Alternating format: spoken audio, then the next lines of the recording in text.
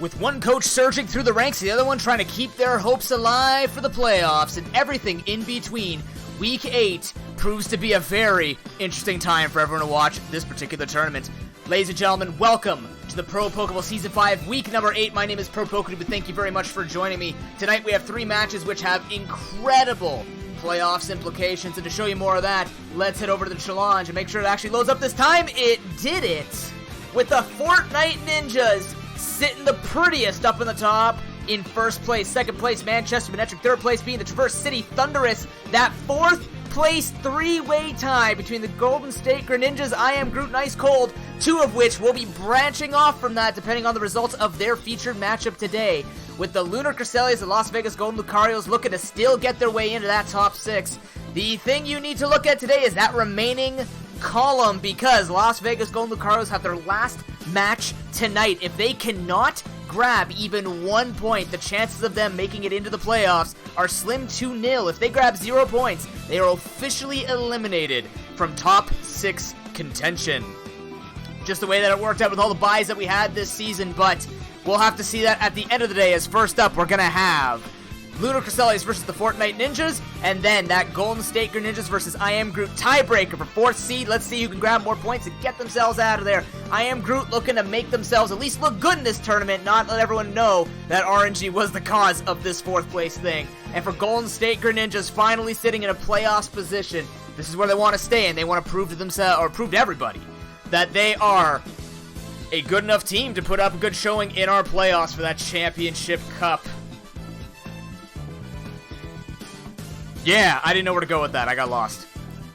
But thank you to everybody who showed up, who has been showing up for the ProPokeBowl. Your drafts, by the way. I haven't forgotten about the fantasy pool. For those of you who signed up to the fantasy draft, I still have all those documents. Of course, those will be determined after the playoffs are complete. Playoffs are due to be in October. I don't expect them to go any later into November, but we don't know the dates yet. They will be decided once we have decided our top 6 officially. At the moment, I believe it can only end up in one tiebreaker that would matter for a particular seed, but if there are any tiebreakers that have to be done between 3rd and 6th seed, it actually does not matter, as long as 6th seed and 2nd seed are officially determined.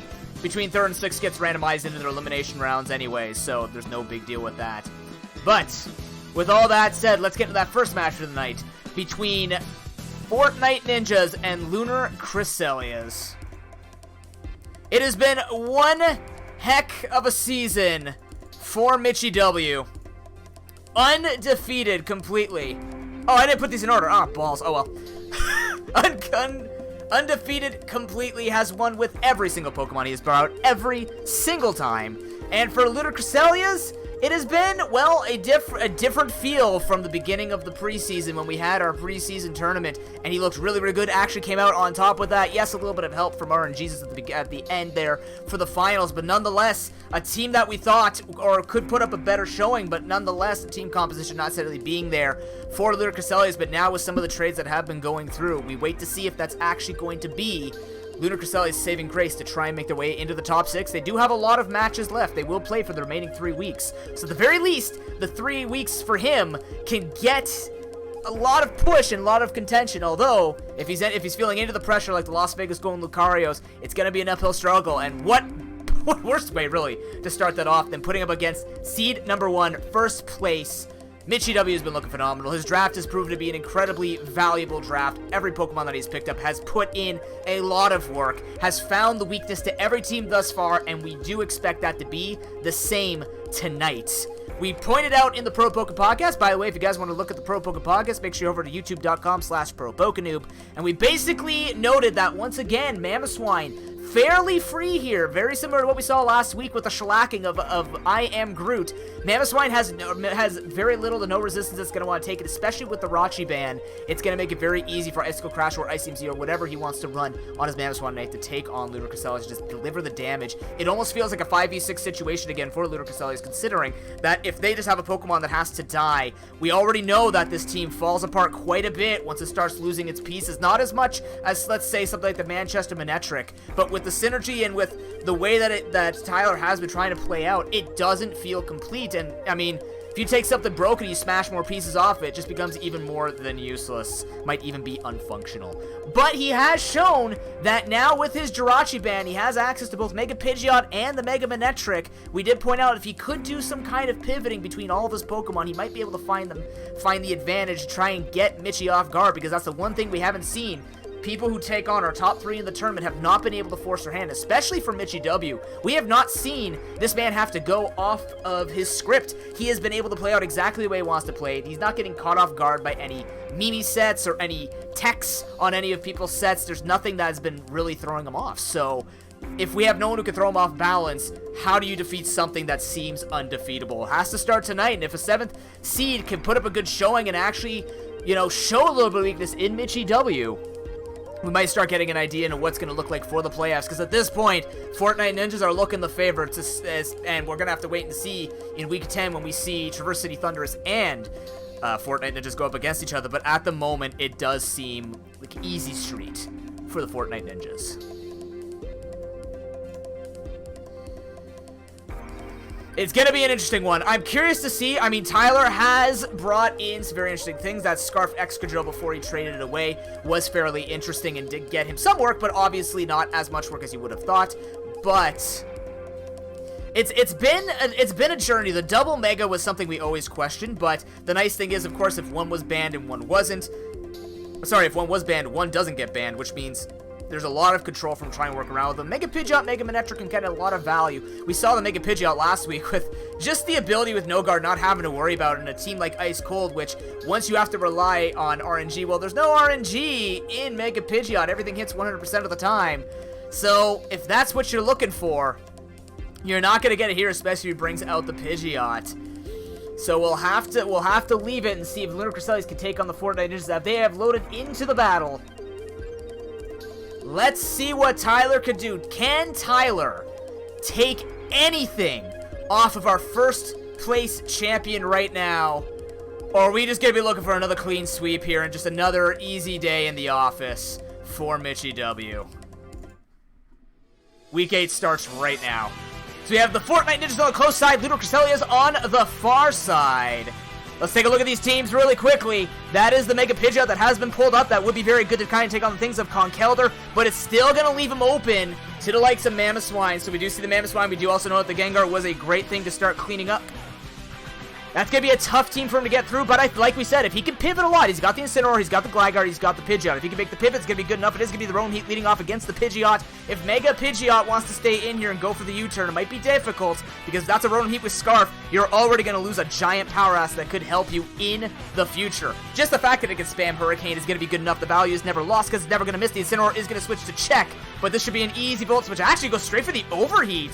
Potentially predicted a Cryogonal, not too sure, but nonetheless, that is going to be the Overheat used, and we'll have to see if he does end up switching. It might be Scarf, because he doesn't go for the Volt Switch, but also going to get knocked off. The knockoff will come through, does a lot of damage. That's Leftovers gone on the Gigalith. The sand is up, but you don't want to see Incineroar 4. This Incineroar has been the linchpin for a lot of Lunar Cresselis' win, being able to tank up a lot of hits on the special side with its Assault Vest. Gligar seems to be the most obvious choice here, but we'll have to see if Mitchie W's always been playing ahead. He will just get his rocks up, but this could be an easy defog for Gligar. Is there anything we could see? We could see an explosion and try and give Fortnite Ninjas a little bit of a switch initiative, but I don't think he needs to do it right now. Gligar doesn't threaten as much. You're most likely get to see the defog rather than the knockoff.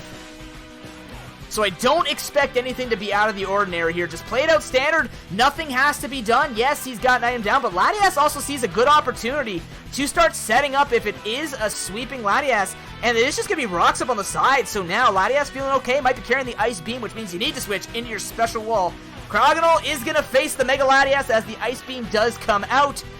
I would love to say you can't freeze a Snowflake, but in this game you can, so deal with it. Nonetheless, you could see it tie and tank up, go for a Roost, maybe go for Calm Minds here and just try and sit on Cryogonal and start setting up if it is that type of moveset. I don't expect Mitchie to do that. We could just see Conkeldurr come in, get the free Flame Orb setup. Might take a little bit of damage, but a Drain Punch against the majority of that team is very good. Will actually be the Gigalith making his way in. That does make a lot of sense too. As Knockoff actually comes out, interesting, he did see the Mega. I was wondering if maybe he's trying to think something like Conkeldurr would come in.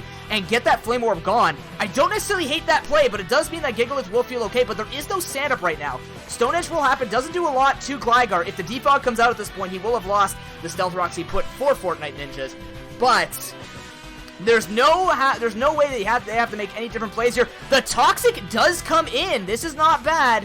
We may see a Heal Bell on that Latias. Not too sure what this moveset is. All we know is there is Ice Beam on it. So, not too bad for Lunar Cresselia. Not losing all the pressure. The Sylveon was something we noted as Surf is revealed on the Mega Latias.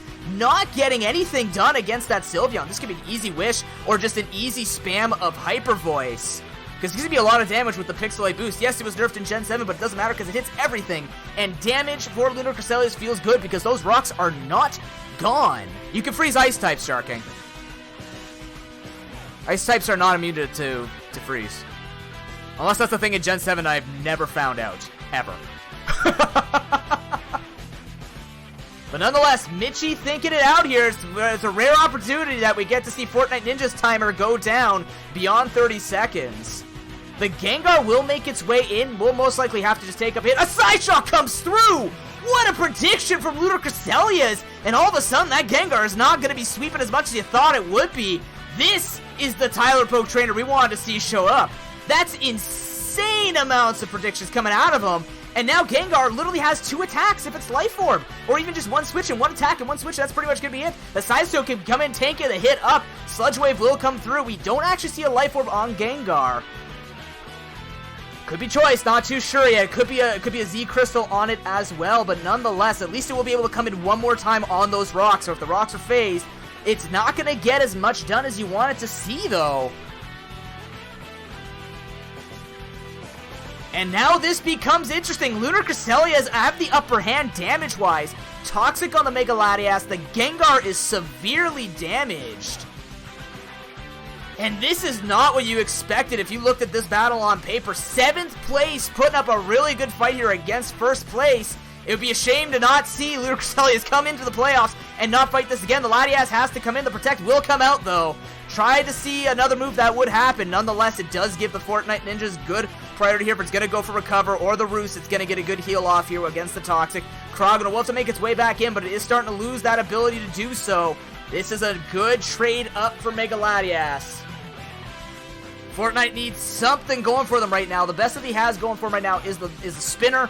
For Lunar Cresselia's are starting to get really worn down here. So if we do see the Rapid Spin come out, I expect Conkeldurr to try and come in now and get the Flame Orb boost. But if the knockoff happens again, if he predicts this a second time, that would be very, very ballsy of Lunar Cresselia's. But I mean, this is what we wanted to see before. We wanted to see, this is the way we said Coma could try and take down Mitchie W. This is the way we said Ice Cold could try and take down Mitchie W. You just gotta start making plays and start predicting like it's never gonna be something that would ever happen. Play unconventional. We've seen I Am Groot drop to it. We've seen Traverse City Thunderous drop to it. We may see Fortnite Ninjas drop to it, but not yet because they're still in a really good position. Just because the Gengar's hurt doesn't mean that it is over for the side of Mitchie W. That Mamoswine is still untouched. Conkeldurr is still fully ready to go.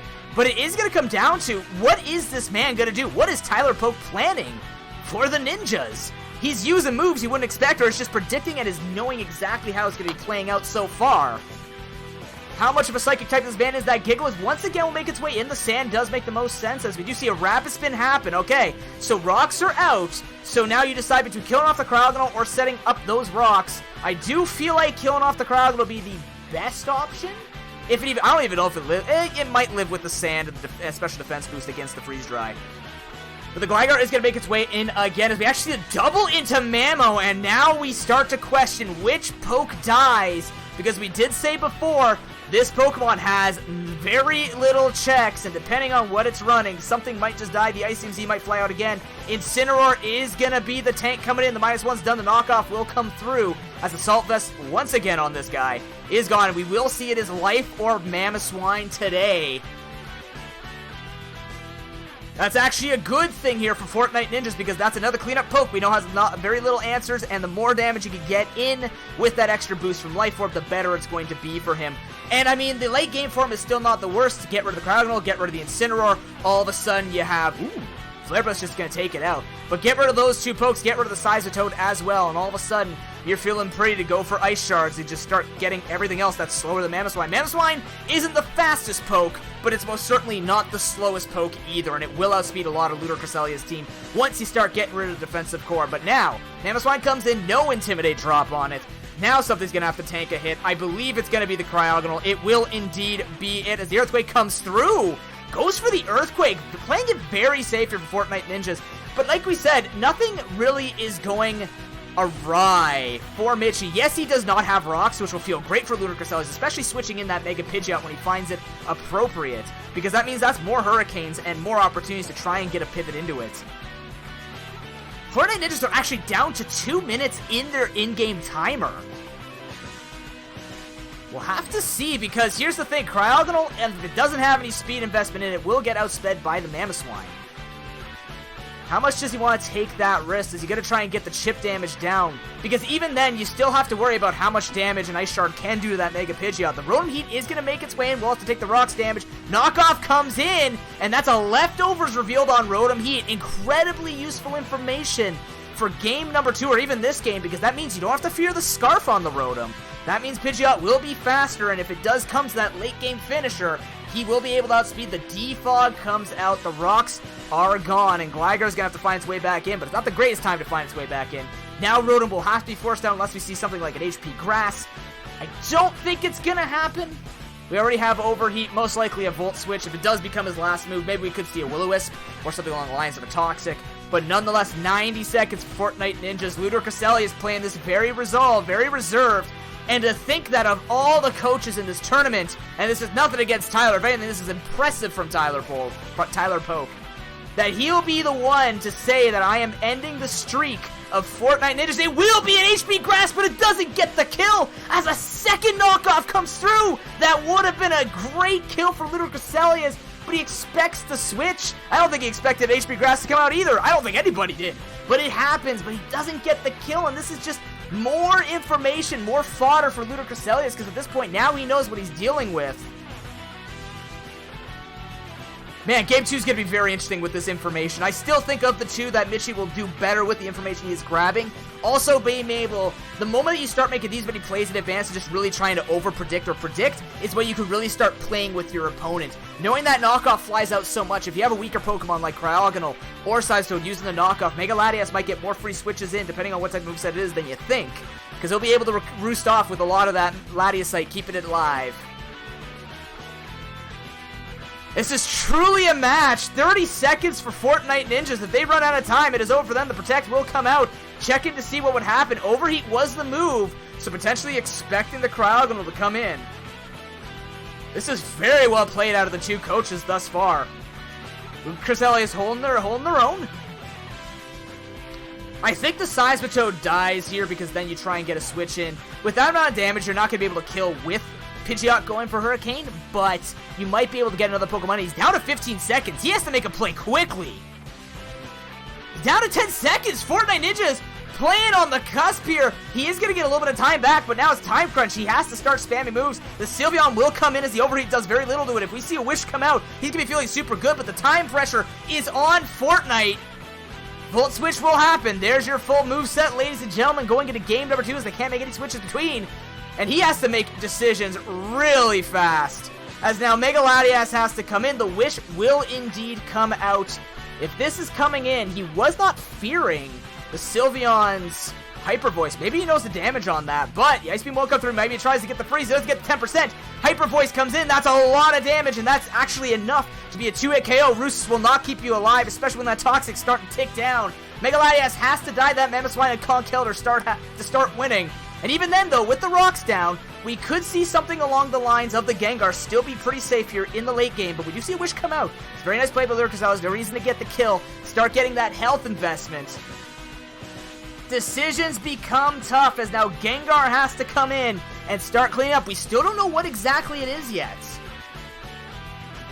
It could be Scarf. It could be choiced in some way. All we've seen is Sludge Wave. We haven't seen an item yet. Could be Z Crystal.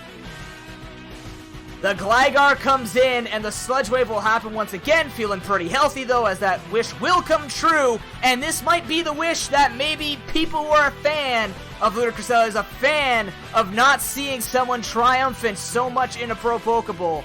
This is the game to watch. Mamoswine will come in. The Rocks actually come out instead of a knockoff or anything else. So Mamoswine, once again, feeling okay. The Incineroar will have to come in, most likely tank the hit. Icicle Crash will come through. That's a fair amount of damage.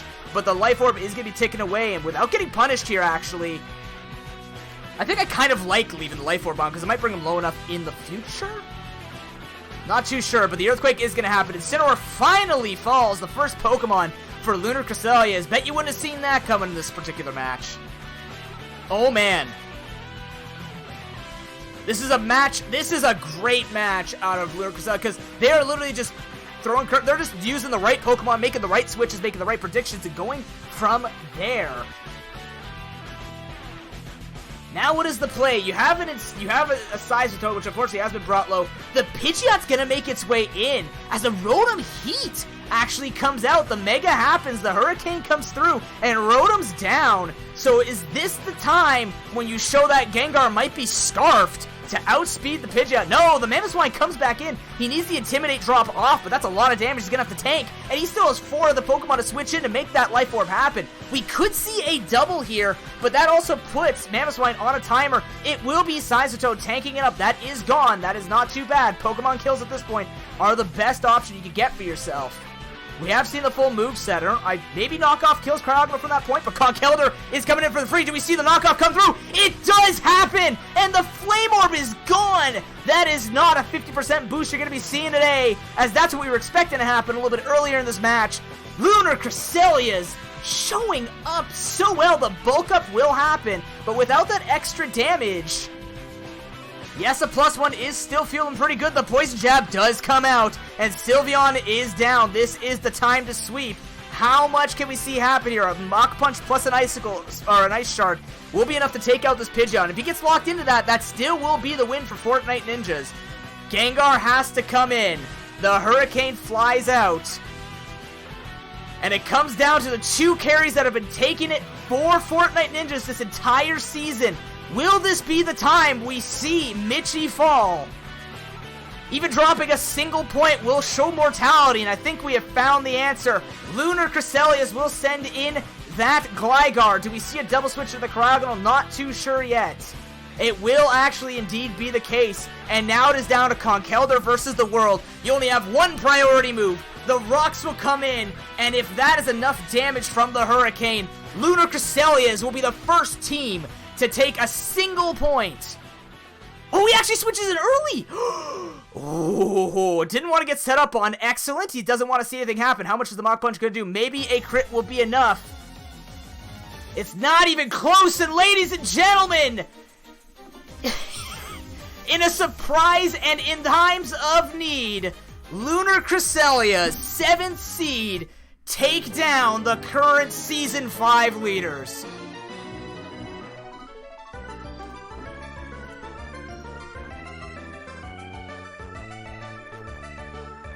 Now that's a match you want to go back and watch for review, because that was astounding, coming out of both coaches, just trying gaining the advantage. But we wanted Tyler Poke to show up. We wanted this aggression. We want to see this smart build.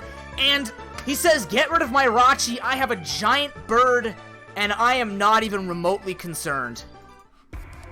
Astounding. Now we have to see what happens in game number 2, because there's a lot of information that has been revealed. We know that we don't know exactly what that Gengar is yet, but we do know it is a Life Orb Mamoswine, which means wearing down that Pokemon is a good option for Tyler Poke. But what does this mean? So now, with all those extra predictions, like we said, Mind Games can still come in. Mitchie is going to understand the way that he played that was very much just going for it, right? Not the safe plays. He's definitely trying to predict in advance. This can be used against you as well. So if that's the way it ends up going, we're definitely in for a very good match, because I mean, both coaches brought out really great teams, and in the end, I mean, Cresselias just have more answers. They're able to tank up more hits, the safe plays, with not predicting anything. This could be trying to throw off Lunar Cresselias in the long run. In game number 2, he just starts out-predicting and getting huge advantages. But no time to set up, no time to do all the damage. It gives Lunar Cresselias enough time to pivot. I mean, once again, that Incineroar keeping a lot in check. It's not the winner of the tournament. It's not the winner of this particular series. But it sure as hell did a lot to keep that Mamoswine at least a little bit in check. But what happens from here? What do we do? For Mitchie, I don't think either of them necessarily need to switch out or do anything. I think if Mitchie goes more on the offense earlier, we know what he's going to try and do. Conkeldurr, if it does get the Flamor boost, will hurt a lot more. We have seen the Mamoswine. We saw it +1 with that Mach Punch. It's about 46% on the Mega Pidgeot. So if you can keep the rocks up earlier, if he goes more aggressive, it takes that Cryogon out so the rocks will stick. Then it should be an easier time for him because of more chip damage, which means double priority would take him out again. Gengar will come in and clean up later. With that Sideshow being alive, the Sylveon feels safe from the Gengar. But with that Side Shock on Sylveon, you gotta think about it because that's a lot of damage that he did. A crit could even earn that. Could even earn that win right away. This is very curious. I like these types of situations because you might not see a same level of points, but when it comes down to just with these types of mind games and not even just reading ahead non-stop and always wanting to go for it, like we have said, it could go against you. So now it's coming back to Earth. Lunar Cresselias have to remember it's 6v6 again. They have to go into this match knowing that Mitchie knows the way that he's going to play. And will we see more standard play? But will the standard play work into Fortnite Ninja's favor? I think it would. So if we see more of these great plays, the knockoffs non-stop coming out, not letting that Flame Orb go off, catching that Gengar off guard. I don't think we're gonna see the same switches come out of Mitchie because he definitely is a person who is very good at adapting in series. And he's first place right now. I mean, I'm not concerned. And this is turning out to be, well, I mean, I keep saying it, but this is an awesome series thus far.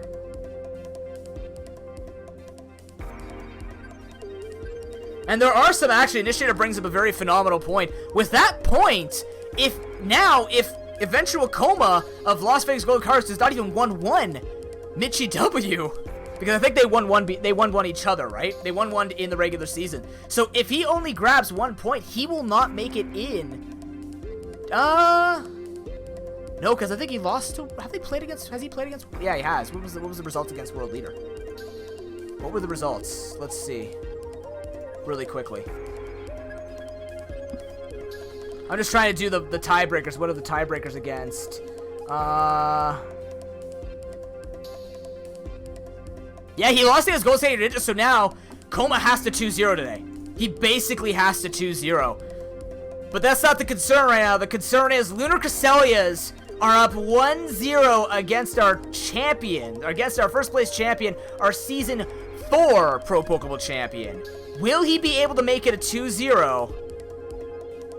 Or will Mitchie flex how strong of a coach he is and bring it back in game number 2? Let's find out. Have we seen these switches? We do see that Fortress coming in. He cannot have those rocks up, and I agree, those rocks are causing a lot of issues. But it comes down to this. Will we see the bottom claw their way to the top? And first thing to do is to tear down the top. We also see the Tyrantrum. Wait a minute. We do see a switch up from both coaches in the beginning here. Ooh. So Tyrantrum could feel a little bit safer here. The nice thing is it will give him more sweep potential depending on what he's done. It is going to be the Fortress versus the Pidgeot. Now, the nice thing here is we are going to see that switch to the Giga. I was going to say he could try and even just go for the Jar Ball, get as much damage down on the Mega Pidgeot. But very smart here from Lunar Cresselias, not staying in, going for that U-turn. The Sideshow will make its way in. Rocks can still come up. You do have to be concerned with how much damage Sideshow can do, but with the sand up, it's not going to be that big of a deal because of that special defense boost that he gets. Historically, Mitchie does bounce back from losses. I would argue that Sweet D does it just as well. Ooh, Toxic as the Fortress now comes in. Didn't want those rocks setting up right away either, so now he's got this better defensive core, which is going to be a great for him, because now the Incineroar has to come in. There might be something on this that will handle it. The Toxic is going to be a great start. Very well played by Mitchie, making sure that this Incineroar is not going to live anytime soon, because that means Sylveon has to use Wishes to keep this thing alive, and the longer the Incineroar is not on the field, the more damage that can be dealt because there's less Intimidates. We could just see Gigalith switch back in here, just toy a little bit with Tyler Poke. Most likely a knockoff once again happening, so something will have to tank that. I think Fortress just feels safe here. It still has Sturdy and get a lot of wear and tear off of this. He is going to indeed go for the rocks as the knockoff does come out. So now, Incineroar taking a lot more damage than it wants to. Got less done this game already. This is a great adaptation from Fortnite Ninjas. The Gigalith indeed will make its way back in as the Drain Punch comes out. We'll gain a little bit of health back, but the Toxic is going to keep that healing in line. Once again, Gigalith having to come in one turn earlier than it wants to because you want to keep that sand consistently up. The more chip you can do, the better it's going to be. Now, the one thing we do have to point out is that Tyranitum's still not going to like Mach Punch / Icicle Ice Shard, but the miss on the Toxic, that's not cool, as now he doesn't even have the sand to protect him from a water attack. And that's a big deal, because Scald will come in. It does not even get close to killing him, as now the Toxic will happen. Not too bad still, because once again, this is what Fortnite needs. The more wear and tear you can put onto the walls, the better it's gonna be. And oh man, this is Fortnite clawing their way back themselves here, as the walls have been crippled with Toxic. They don't need that much damage either to remember, to give you a reminder to everybody. The Fortress will make its way back in, doesn't care about anything else. Knockoff once again will come through. Tyler Poke trying to play this a little bit differently, but like we said, with those predictions, you could be caught trying to do too much of the same thing from game one. And with Fortress does not care about dying. It'll set up all the hazards it needs to do. The Mega Pidgeot will come in. The other thing, it will be able to go for the Gyro Ball on the likes of the Crowd when you want to see a spin happen. But Pidgeot's coming in to put some words down here, as a layer of spikes has been laid. So until that Crowd comes in, this Fortress needs to be tanked. I think you have to go for Heat Wave. Unless it knows the damage with the likes. Unless it knows about the damage with the likes of Hurricane. Rotom Heat will be the one to check both moves nonetheless, as we do see a lot of damage with the Confusion proc. This is what makes Mega Pidgeot always valuable. You're never going to miss that, and you could get the Confusion to boot. Hacks on your side. The hidden power comes out, predicting the side, so it does not happen. The Whirlwind on the Pidgeot! But it doesn't work in his favor because Conkeldurr gets the free Flame Orb. As now Fortress comes in. Ooh! At least Conkeldurr got its setup, but the Fortress is dumpstered. That was a lot of damage, and now that spinner's gone. Mamoswine will come in, try and threaten out with the Ice Shard. I think you don't play with fire here. You make your safe switch, but with that, ladies and gentlemen, we can say that the thing was to kill Cryogonal is not here. You still have to rely on that Conkeldurr. Luckily, it still will be able to do it. The Ice Shard does happen. You can't play around with this. And now it's up to Ludicrous to get that attack drop, try and get as much Life Orb down, get this thing into a range, will die to anything else. The Gigalith will make its way back in, try and get that, try and catch it off guard, but the Cryogonal will be that double switch.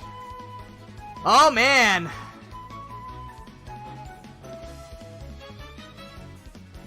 Cryogonal isn't going to, we see a triple switch come out here. And I don't know what that's extra out of care, but he misses the Stone Edge anyways. I didn't know that Sweetie had taken over for the Fortnite Ninjas. The Ringer is not helping right now. It's got to be Mitchie playing, because you don't want to see this many misses. Yes, the damage is meaningless, but not really when you have that Conkeldurr, which can still clean up a lot. The double priority is still alive, and that Gengar has not been touched yet. But Sideshow standing out here is not the worst. There are still a lot of Pokemon to take this on. The sand will not be chipping away, as now the Scald will come in. As we saw, the special attack or special defense raise is going to happen. We do see a nice crit come out. Still doesn't do a heck of a lot. The Toxic will actually do more damage than that crit Stone Edge. The burn is not too bad either, as that will reduce a lot of the damage that Gigalith could have gone for. But it's still looking good. He's got rocks and he's got a layer of spikes up. He will get the kill on that Gigalith, but in exchange, a lot of HP gone from the Seismitoad. It will definitely not even be close to living in HP grass from the Rotom Heat if it comes down to it. I think Rotom does not come in here because we could just start setting up. Considering he doesn't care about status, this could be great. He doesn't need to get knocked off. He doesn't need to take damage. Drain Punch will heal him up with anything that he punches. And then he has the Poison Jab. This could be the time we see him come in. Yes, the attack drop will happen. Oh, it doesn't even happen because it dies! Oh, it needs to live for the Intimidate, and it doesn't survive. The spike in its toe is going to drop that chance. Yes, it's a free switch. If that was a bulk up, that could have been really bad for Lunar Cresselia. But now Sylveon can outspeed, go for a lot of damage, try and get this thing low. But the thing is, Guts basically gives this thing a +1 attack raise. We saw 46% come out from that Mach Punch. And Pidgeot's going to be below that when it comes in here. Poison Jab will happen. Is outsped. Never mind. What am I saying? It's actually outsped, and now Mach Punch will kill that Pidgeot. I think Fortnite has found the way in if it's just enough damage. If it's not, you're going to be in big trouble. But it will be the last of it. It will be a 1-for-1 trade. As Tyrantrum has to make its way in now, I don't think it has enough damage to kill off Conkeldurr, and it could just be an easy Drain Punch heal up here. I think Ludo Crystalias have run out of options with that Sylveon being outsped. Did not expect that at all. Maybe there's enough speed investment in that Conkeldurr to outspeed it, but Rotom Heat will make its way in. The Earthquake happens. Levitate's been used against Fortnite. Now he's going to use it for his own terms. And now Crowdon has to make its way in. The damage it's taking is too much. The Volt Switch will happen. And this is Fortnite with that priority, with that Switch initiative. Going to be feeling super safe because now Drain Punch is free. And so might be game number 2 at this point. Side Toad has to come in. The Mach Punch actually happens. So still no heal, but you have to be concerned with the Pidgeot's health. This might still be too much HP that Conkeldurr can manage. Mach Punch comes in. It will die to the hazards. And Fortnite Ninjas have not completely lost a series. That will be the end. 38% says goodbye to the bird. And that was a great match coming out of both coaches. Very competitive of all things. Yes, the Hurricane happens. Yes, we will not see a confusion. But it comes down to a Snowflake and a bird against the Titans. That is Fortnite Ninjas. It was a valiant effort, but it would be some enormous amounts of hacks that would have to happen right now, and it's not going to be the case, as it's just going to be a Mamoswine. The Pokemon we expected to do all the work in this series will be taking out the Pidgeot, and a 1-1 on the week for the two coaches. GG.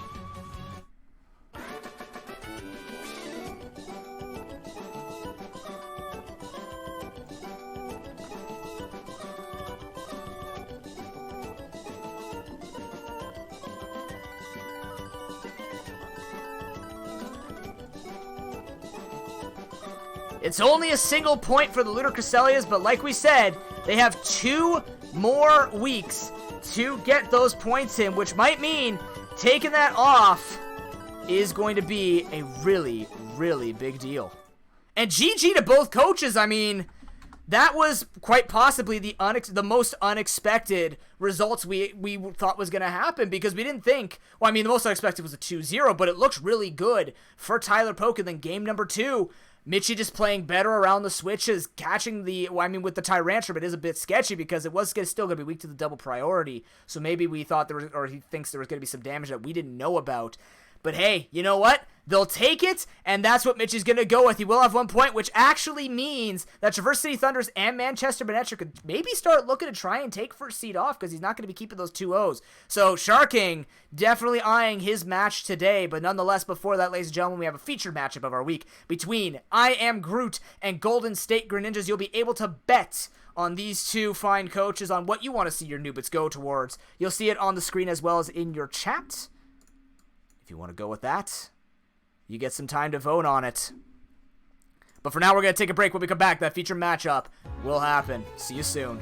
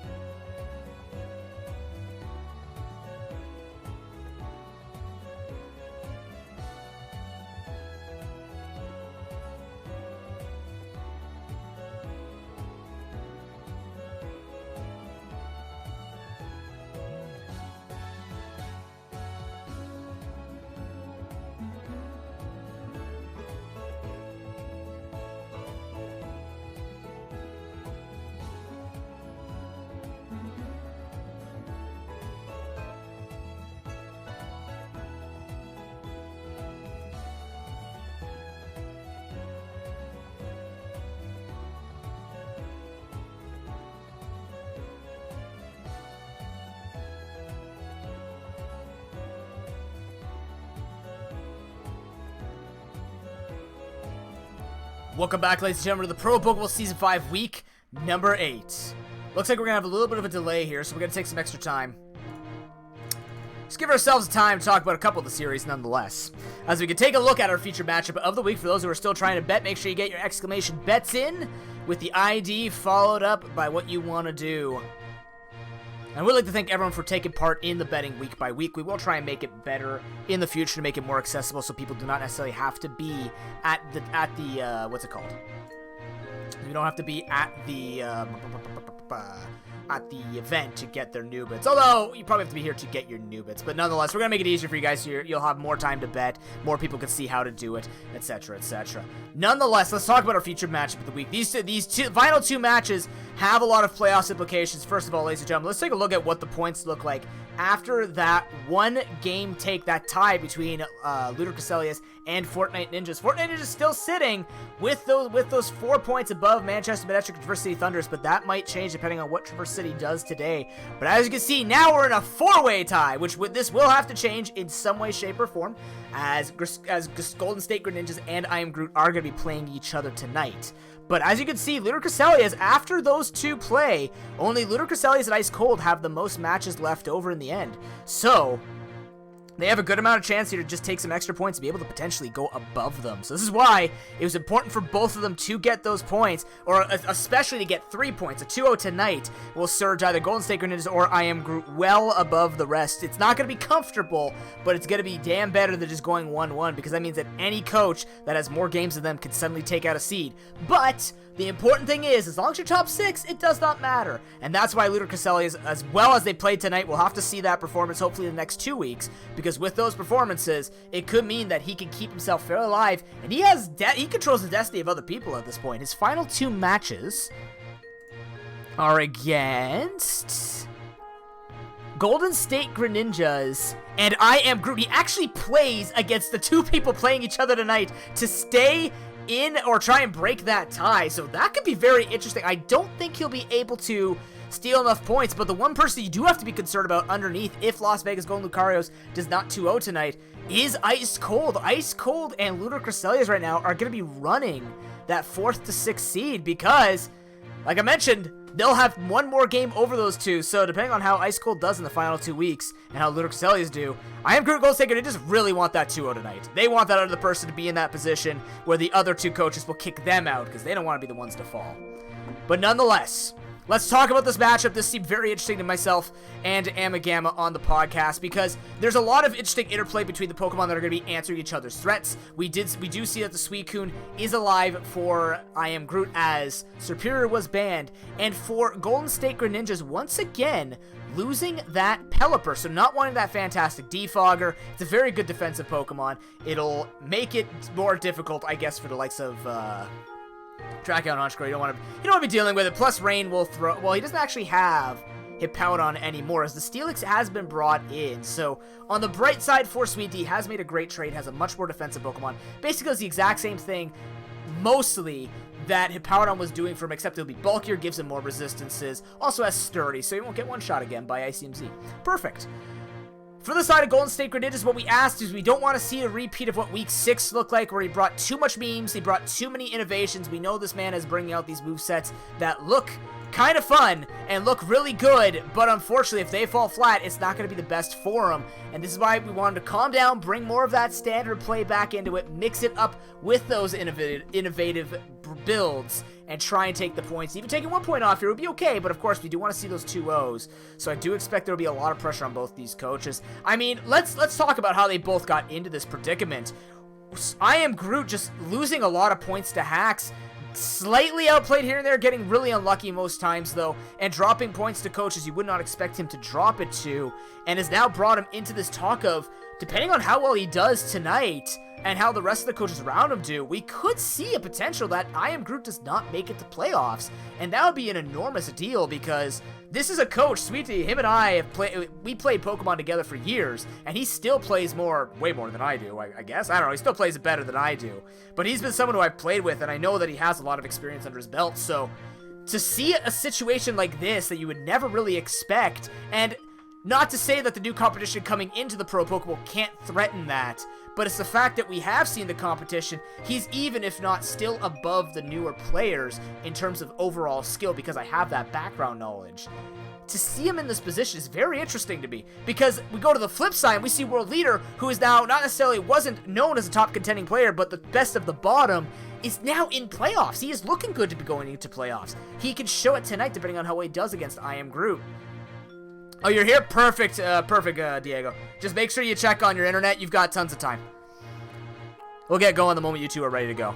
So we'll keep on with that match. But let's talk about Golden State Greninjas really quickly. How have they gotten here? Very slow start. By week 3, these guys looked on point, taking out other coaches, using, like I said, this innovation. Having that Mega Aerodactyl unlocked has been enormous as well for World Leader. We've seen a lot of great value coming out between the Empoleon and the Aerodactyl.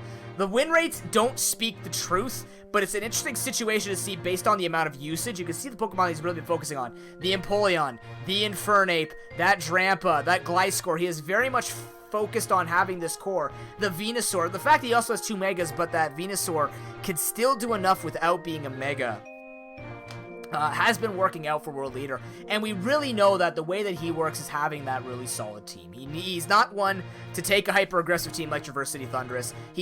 Complicated teams? No, out the window for World Leader. Straightforward, here's the Pokemon, this is what it does, it has a bunch of different cool moves he can use, let's go on with that. That's what he wants. So he's gotten exactly that, and now he has the super mega fast sweeper in Aerodactyl, which fits perfectly into his strategy. Today, will that be the case? It might. We have to see what both of them are going to be bringing. If we do see if we think that a Suicune and a Honchkrow are going to be coming out, we do want to see the likes of the Gliscor as well as I wrote these all down so I don't forget them, the Gliscor and the Venusaur, because each of those answer each other, so it'll be kind of this 4 Pokemon loop, and Amagama was basically pointing out that Venusaur, barring Ice Beam on something like Suicune or being able to play it well, it will be up to that Venusaur, it will be up to that Aerodactyl coming in at the end, because for Sweet D, yes, he doesn't have Superior, but that Terrakion can still be a setup sweeper, can still do a lot of damage. You do have to worry about all these fast Pokemon that can set up and just start doing damage, because the moment you see World Leader crumble, yes, he falls by his own means,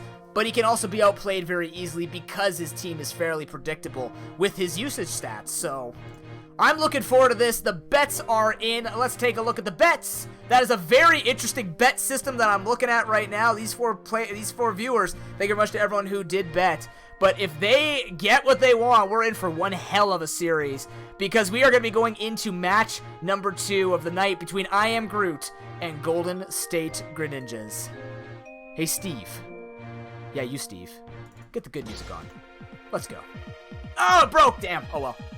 Nonetheless, I Am Groot on the far side, Golden State Greninjas on the close side. Both of them are looking for a 2-0. If they get their 2-0, they're going to be feeling perfectly comfortable in this series.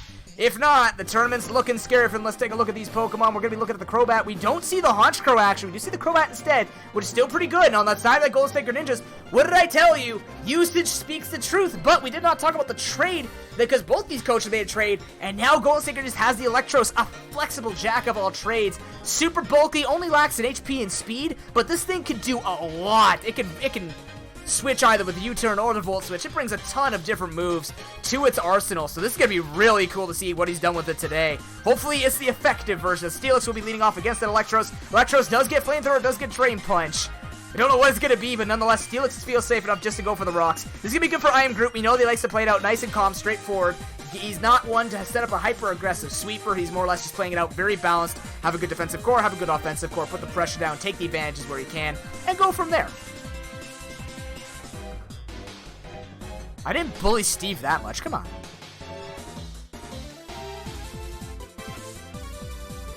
But it's down to this. Can Golden State Greninjas try and pull something here? I mean, let's take a look at these teams a little bit more in depth. We do see the Gastrodon. We see the Blissey. So it's not going to be too easy for Golden State to really get through. The one thing you can kind of point out is if you weaken up the Steelix, I mean, it's really going to come down to what he can do with this. That Flamethrower does a lot of damage at the beginning. Stealth Rock will happen. Actually, that's a 2-hit KO, even with the Mega Steelix up. So Steelix is not going to be staying well here against the Electros. Also going to be outsped, so he's going to have to make the switch if he wants to preserve it. But if all this thing is out here is for rocks, well, it's going to be roasted instantly. Because the scary thing about Electros is it can go on both ends. It can carry Giga Drain, it can carry Fire Punch, it already has that Flamethrower, but it can be carrying Drain Punch. This thing can bring a lot of different moves. And for a guy who likes to bring a lot of great memes, well, that's Golden State Greninjas. And why not just give him the entire box of memes? He can play around with it in his toy bin, becomes the end of the ProPokeBowl. The prodigal son is we have adopted him, Gamma and myself. This would be a huge win, though, for Golden State Greninjas if they are able to take down I Am Groot. That makes a true statement, because, like we said, the points don't speak the truth. I Am Groot has a fantastic coach, and if he is dropping a game to him, that means that world leader is doing pretty well. The Giga Drain is revealed, the prediction happens, and now I Am Groot has that knowledge. That was interesting to see out of Golden State Greninjas. I kind of liked it too. Cheeky, nothing lost. The Size of Toss will come in. Yes, Electros is hurt. The Volt Switch will happen. Okay, so we're starting to learn. This is mostly a special Electros. Because of its coverage, it can do a lot with this. It might even just be Assault Vest, because we didn't see anything in terms of recovery on it. Assault Vest Electros is super hard to break through. Plus the fact that it has no it has no weakness when you have to levitate up, it's pretty big. The Empoleon can come in, can threaten with the Toxic. We've seen this before where people try and stall out the Blissey with Toxic, but Heal Bell and Natural Cure makes that kind of difficult. The Suicune comes in as the Defog happens. Ooh, if he dropped the knockoff or the Toxic, that would have been a Suicune that would have had to get a little bit of Nurse Joy 11, because otherwise that would have been a big deal to start having this thing worn down. But it feels okay in the face of Empoleon. Empoleon should not have any moves that Suicune should be afraid of having its sub broken. So if it is a sub Crocoon, this could be a pretty good setup here for I Am Groot to start doing some serious damage before anything gets out of hand. I do expect the likes of the Venusaur to come in and test it. Even if this thing is carrying Ice Beam, it is good knowledge. And yeah, you might lose game one over it because it's just going to be something to know. But if your Electros is not coming in and your Venusaur has to tank the Ice Beams, that's something, again, hey, you got to know that. The only way you're going to find out is to play it out. The Electros is going to be the one to make its way in. The Substitute will come in. Alright, I like this. Now, the only thing we have to worry about is Combines will make it resilient against the Volt Switch and the Giga Drain, respectively. And here it's going to come. What can he do with it? Thunderbolt is revealed, and that's going to be enough damage to break the sub. Nice bring here by Golden State Greninjas. That is good to know. The entire moveset is completely special, and that is no Drain Punch. That has nothing to threaten the Blissey. So now, Blissey's stocks on this match, super huge when that Suicune is alive. Also good to note that other than Flamethrower, Steelix is also not going to be completely, well, I mean, Steelix becomes an interesting switch in, but you could try and use it when we're double switching initiative. Doesn't need to, though, because Blissey is just the easiest thing to do, and Seismic Toss is always going to grab great value against something that is only healing is Giga Drain. That's an Assault Vest Electros. So, yeah. Golden State eating through almost half of their time now in this match. Nothing to be rushed here, though. They both have the protection against each other, and that's going to be another moveset shown off here. So this will be that Subcom Mine Protect Suicune with Skull. So there is no Ice Beam. So if you're able to get the Venusaur in, we could see it trying to put some threat down before that Calm Mind comes out. So Venusaur feeling safer, and this is the information both coaches need. It is Defog Snowbear. Defog used from the Empoleon. This becomes interesting. When you can't set up subs, yeah, you have to switch out. You gotta wait for this Electros to get out here. Well played by Golden State Greninja, seeing that he's most likely going to switch, not wanting to have to deal with Thunderbolts. And now he does get the switch initiative against the Blissey. We could see the Gliscor or the Infernape make its way in. Infernape feeling great, but Gastro is probably going to be feeling phenomenal to take the hits. I do expect it to be physically defensive.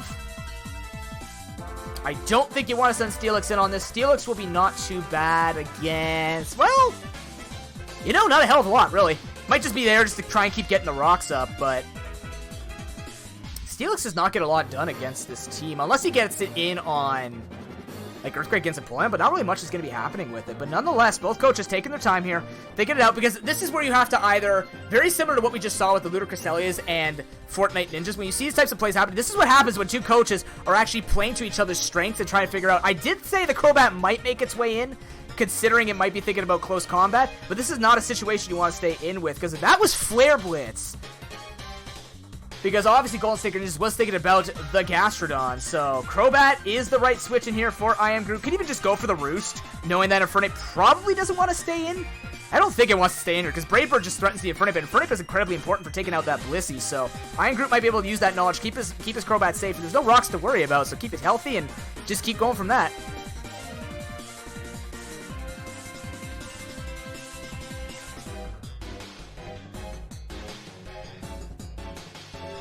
Gonna matter here. I don't know. I really don't know what either of them could do, but Golden State taking their time. We do see them burn through the through the timer quite a bit because they do, obviously, Calix in the back are just trying to figure it out. He might even have an associate in the back. Who actually knows?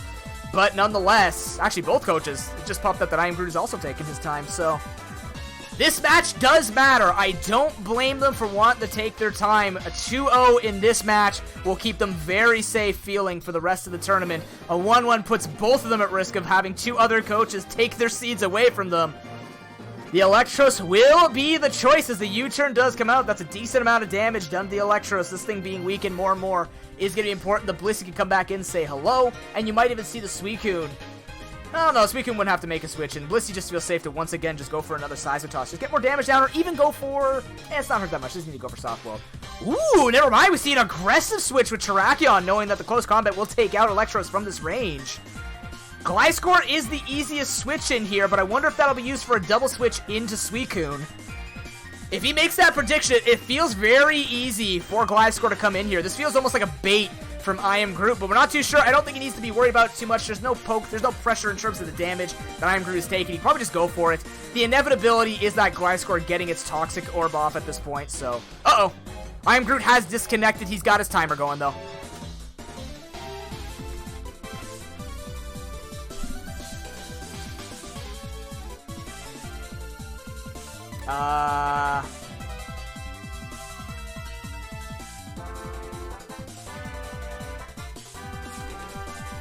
We'll stop the timer for him and just give him time to come back.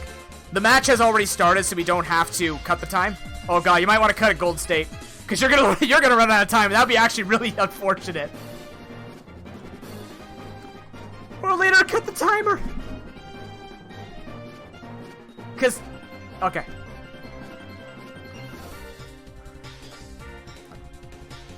He needs to agree? Oh no. No. He doesn't need to. What? He needs to agree. Since when do they have to agree to stop the timer? Oh, shoot. He has to actually come back in time. Uh-oh. Oh, man. The worst part is, we do. If I Am Groot does not get back in time, we have to. He does have 4 minutes, but the concern is we can't have him redo the matches because we're already in far enough. We can't reset. So, Jay. Okay, he's in. Is he in? That's iGrace. Wait, iGrace. He logged it on the wrong thing. Uh-oh. But it's good to know that I Am Groot has their account doing, yep.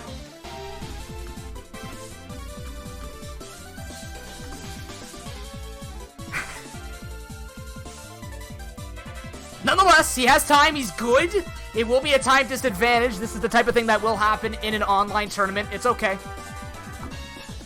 Fantasy Star, thank you much for that host, man. Appreciate that. Welcome to the stream, my friend. Oh, good. Okay, he can rename himself. Really? He still hasn't reconnected? Ah! Uh-oh. Uh-oh. Why is he saying he hasn't reconnected yet? Oh, that's an interesting situation.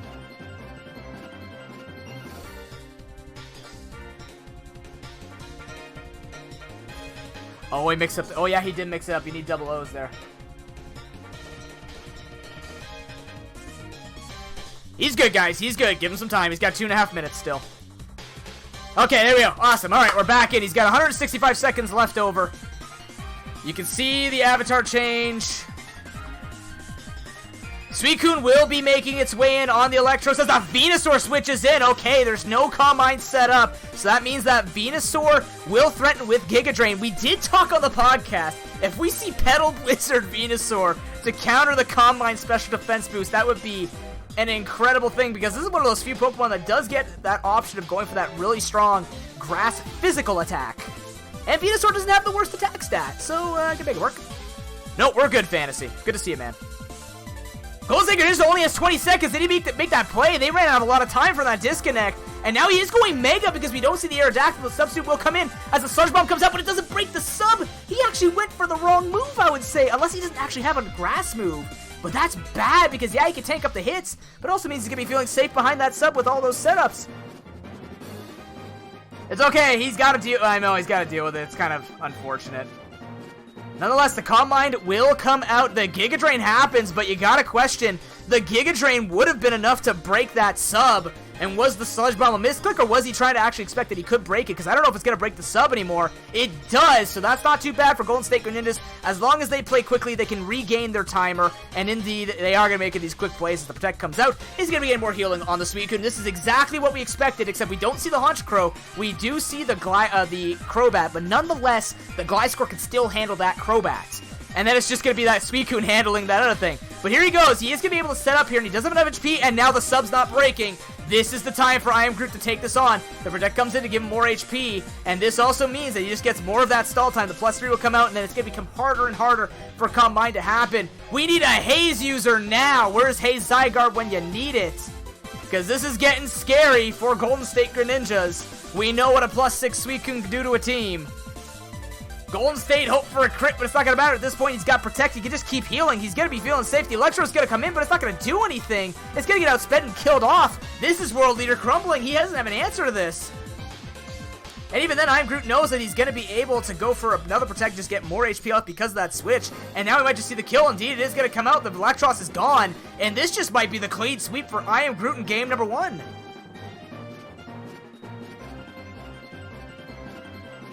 Suicune gets away with this. It looks like the entirety of the defensive man chest of Enetric. Suicune is a one-man tanking machine.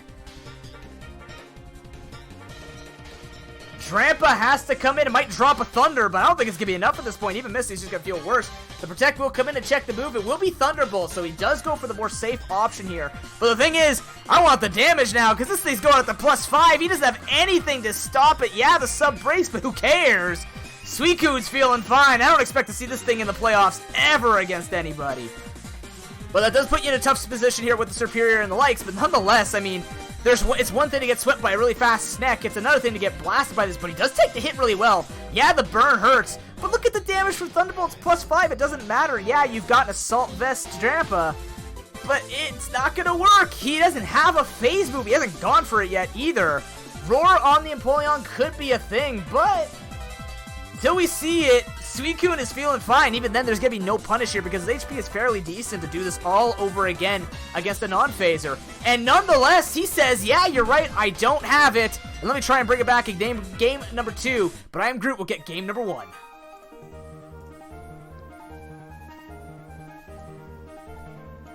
A tactical forfeit out of Golden State Greninjas. He knows that he can't break it. He doesn't want to show off anymore. And it's not the worst thing for coaches to do, because once you know that the game is over, just take the loss. Literally, it pretty much is the game is over, because there's just nothing to break through that. But with that, I Am Groot now knows he's feeling pretty safe to make that play all over again. But what does that mean?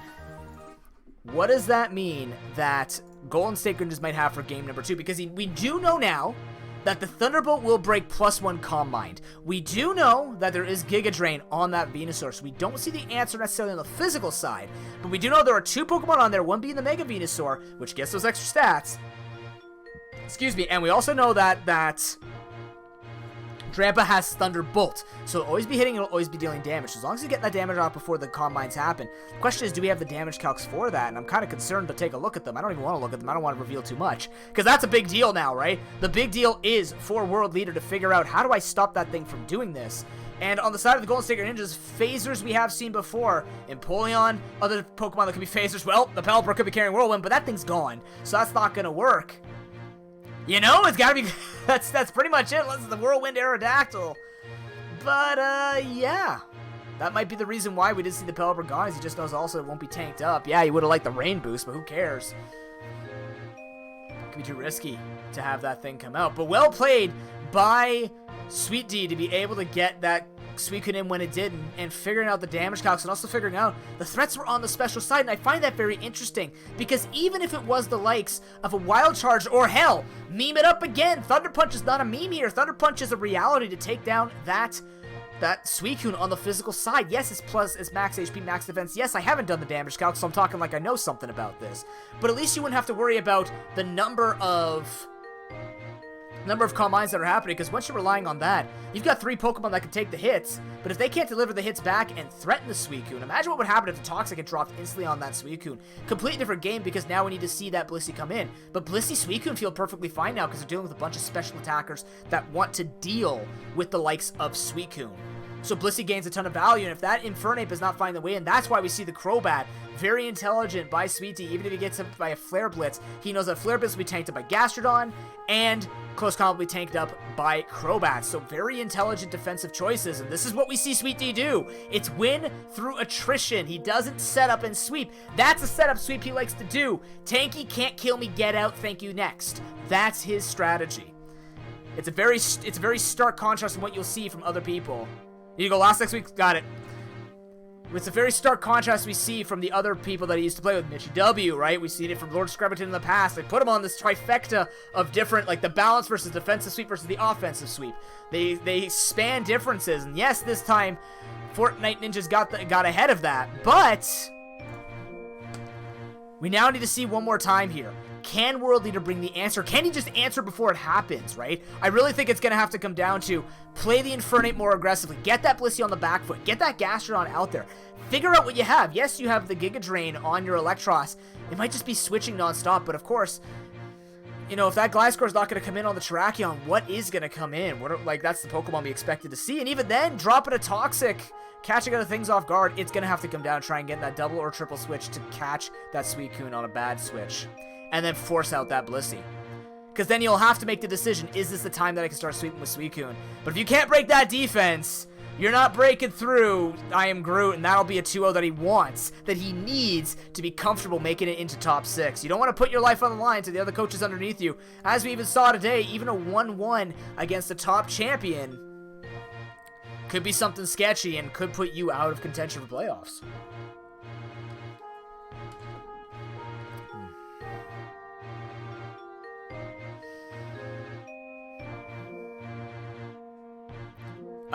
No, well, okay, so with elimination rounds, people could ban differently. In the semis and finals, yes, bans are different.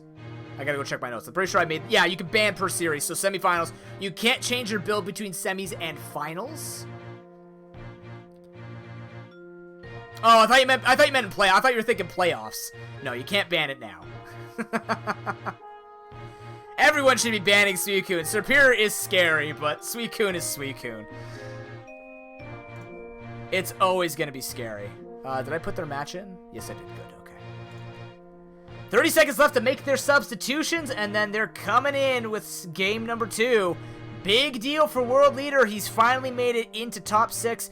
Wants to hold it. The last thing you want to do is drop an 0-2 and then look at other coaches, especially when you're not sitting with the most matches left. That's Ice Cold and that's Lunar Cresselia. And guess where they both are? In areas that can affect your playoffs chances. The best you can hope for now is a 1-pointer.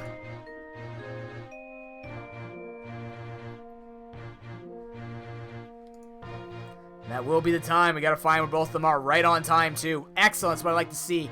Keep it. Whew. Keep it tested. Here we go. Where are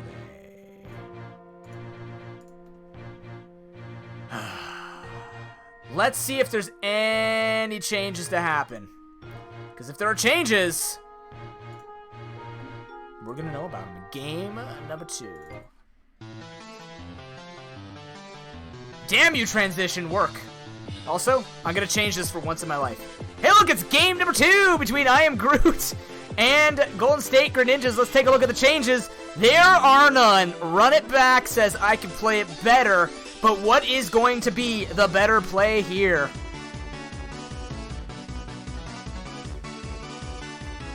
This gets interesting. So, the different plays we need to see. We need to see that prediction happen differently when it comes to the Crobat. When we see the Electros play, we see that triple wall. We don't want Suicune coming in. It's going to be a standard start here for Golden State Greninjas with that Empoleon lead versus the Crobat.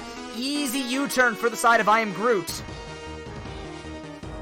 Pretty much do everything he wants to do here, but it's probably just going to U-turn, try and get the advantage out. We could even see Suicune switch in right away and try and coax something out, because if a sub comes in, he will get a little bit of healing. Yes, you could see a Protect come in, and then he just tries to bait out something like a Terrakion, all of a sudden starts doing more damage than what Golden State Greninjas are prepared for. What will it be? It will be the Protect coming in from World Leader instead. As he just wanted to see what the Crobat's going to do. I don't think this is going to be choice. We've seen, I think, what did we see from it last time? Did we see anything? No.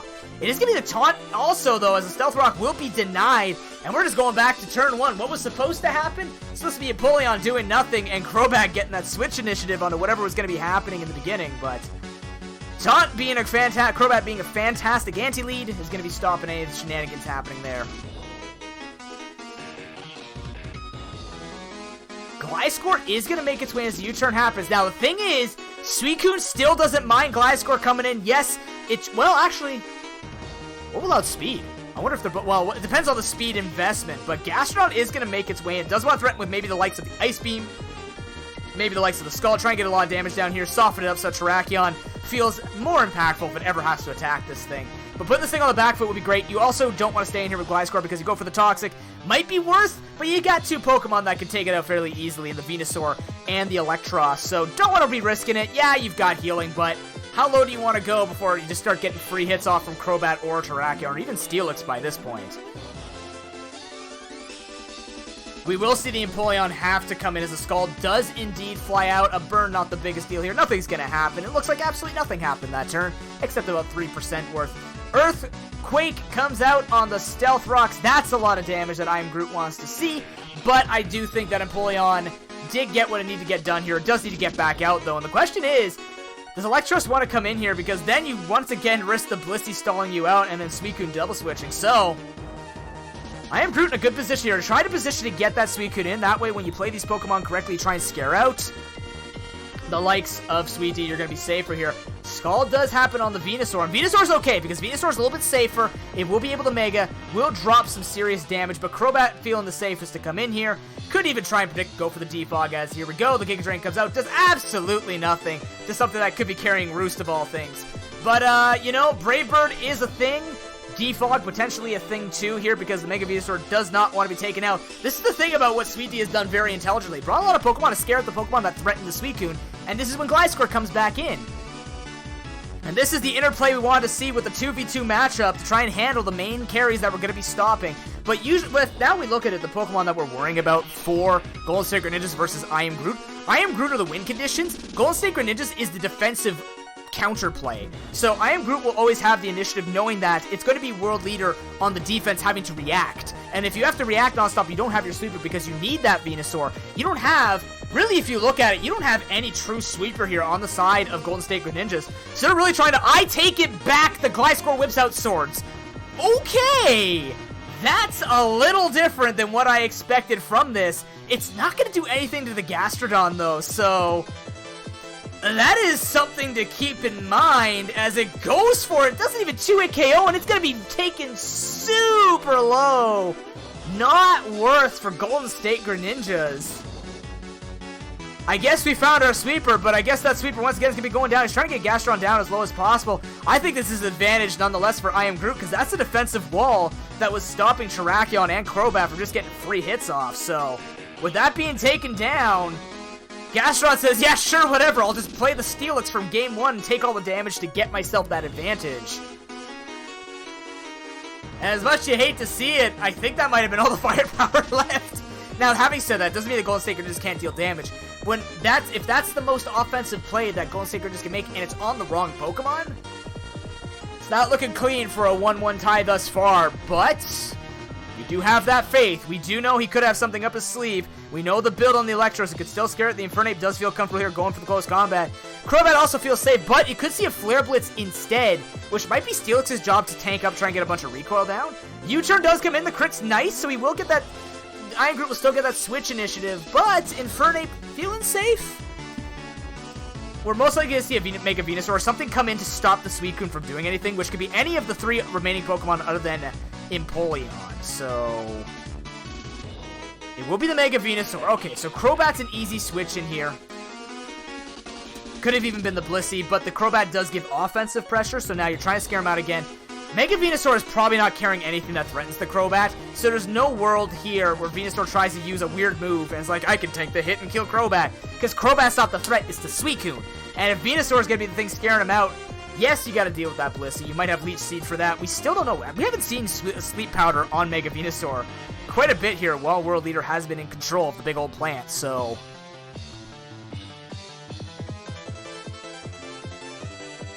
Electros is going to be the Pokemon coming in. Z-Move comes out. We've seen Acid Downpour before, but today it will be a Supersonic Sky Strike.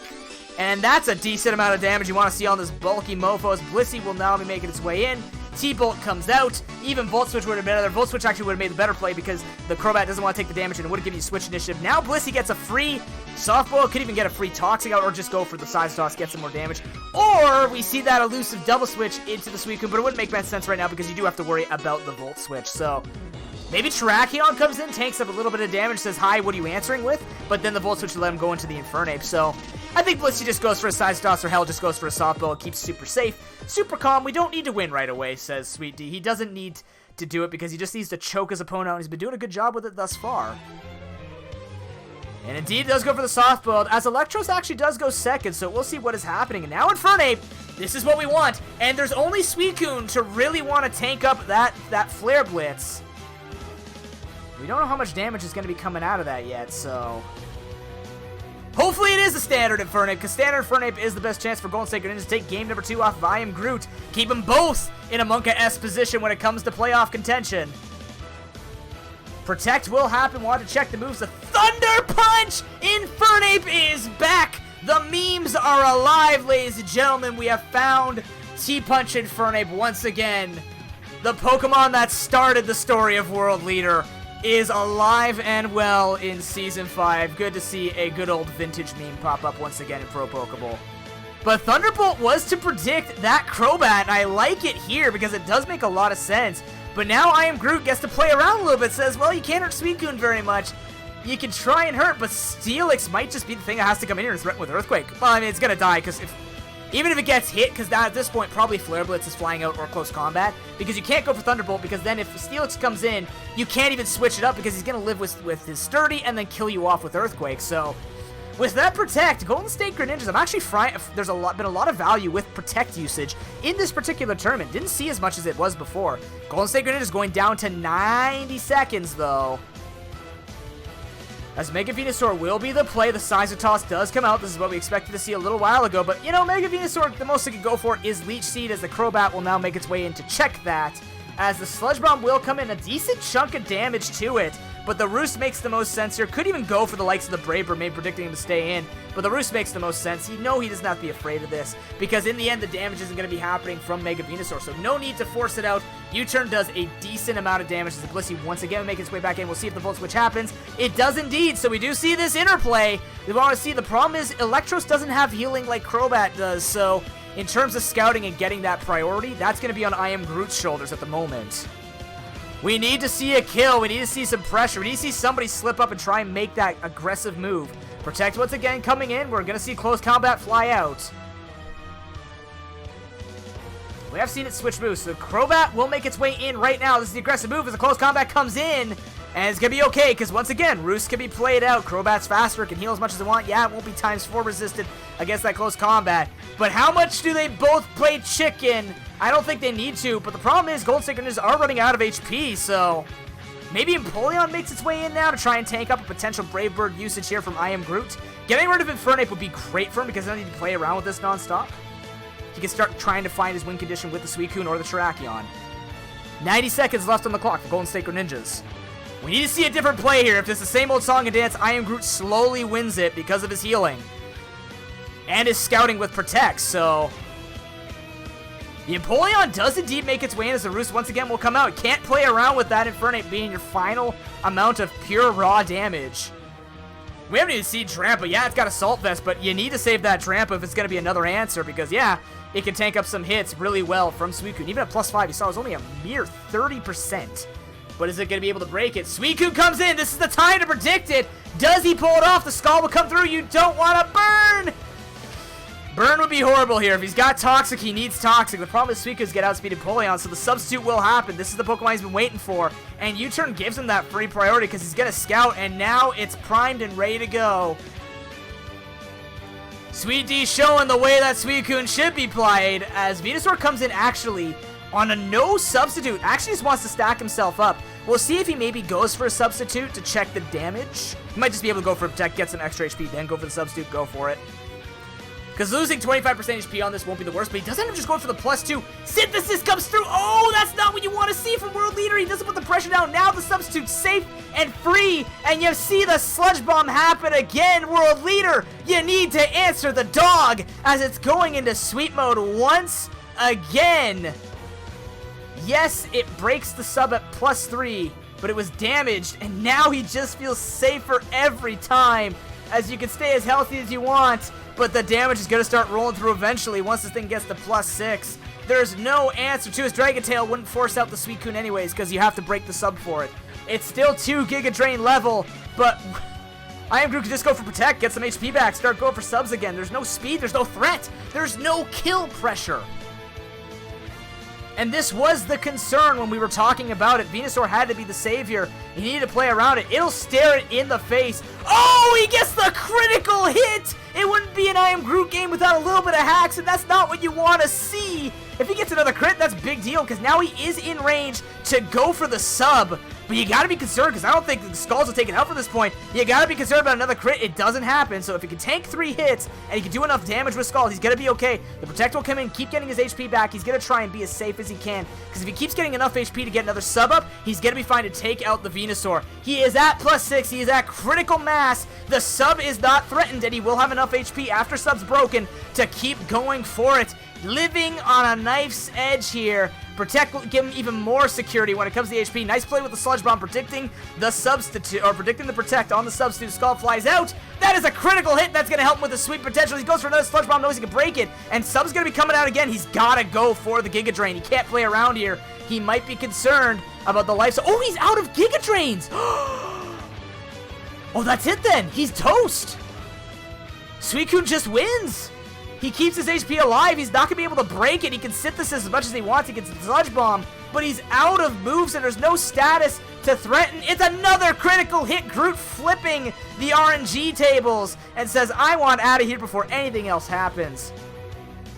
And that's going to be the game. Suicune just takes everything out. Now, having said that, he still needs enough HP for when the likes of that Infernape comes in and breaks the sub, because Close Combat will break it, but it will be an exchange of a life of Infernape. So with Empoleon and Drampa being left, I would assume at +6 we're seeing about a 40 to 45% from a Scald on the Drampa. So literally the only thing that can happen right now, Infernape comes in, breaks the sub, and then Drampa has to come in and hope to God it crits nonstop while tanking the hits. But then, by that point, what's left? Terrakion's still safe in the back, and he ducks out. I Am Groot feeling the safest he can with a 2-0 on the week against Golden State Greninjas. Playoffs are looking better and better for him. GG. That's gonna feel good if you are I Am Groot. You wanted that. You needed it. Uh-oh. There we go. Awesome. That 2-0 does put him in a comfortable position with his points, and now, if you're Golden State Greninjas, you start to worry. You saw the performance of Lunar Cresselia tonight. You've been seeing the team that Ice Cold's been building for himself. The last thing you want is to leave it all in the hands of other people. But he's got to know when to bow out, and that was the time to bow out. Well played by both. Actually, a very, very fun match. Very, very good showings tonight, and I hope it continues into our last match of the night, where Eventual Coma fights for that last stand, the last game of his regular season. It will be against the Titan of Traverse City Thunderous. See you after the break to see what's going to be happening for the fate of the Las Vegas Golden Lucario.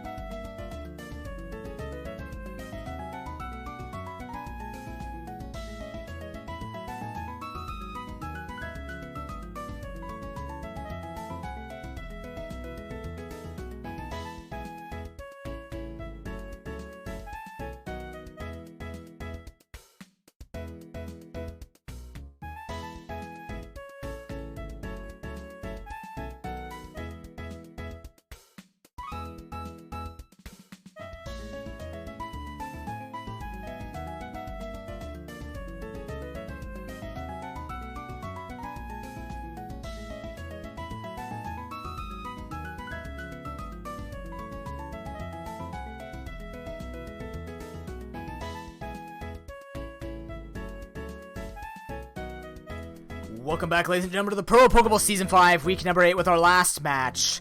Not just for the night, but for the last match of the Las Vegas Golden Lucarios, as they will be going up against the Traverse City Thunderous. I have lost where all of my screens are. There we go. Wouldn't be a me night until I lost some of that. Whoops. Last week, we saw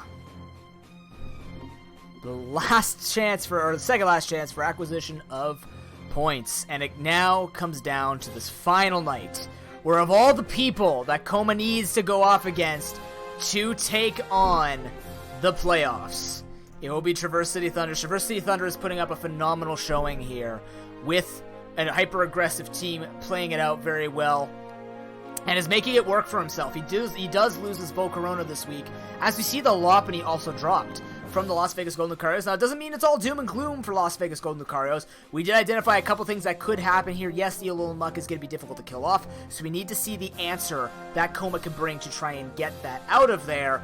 Because really, Alolan Muck is just another... It's similar to me when I think of Mamoswine. It's just a Pokemon that always gets value. So it's difficult if you don't have something that's just going to straight up crush it, or if you don't have a multiple amounts of Pokemon that can do a lot of things without it getting hurt back. It just feels like it always gets value, right? Mamoswine just seems to get value with its offensive typing. Same thing with Muck. It seems to always get a nice gunk shot off, a good knockoff off. So even if it only tanks up 1 or 2 or maybe 3 hits, or even gets 1 or 2 hits off, it is the most impactful that it could happen.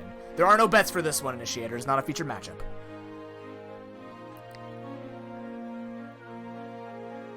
But yeah, it's going to be very interesting for me to see. I think Scizor can clean up a lot of Sharking's team if Coma plays around a lot of switching. We need to see that Klefki do what it did like Game 1 last week. We need to see some form of value. Get the hazards up. Start gimping everything. The more things that get paralyzed, the more things that get status, that get weakened, that get mummy on it. If you can start taking out the Moxie that you can potentially see on the Gyarados, which you actually haven't seen that much, you've seen a lot of Intimidate instead.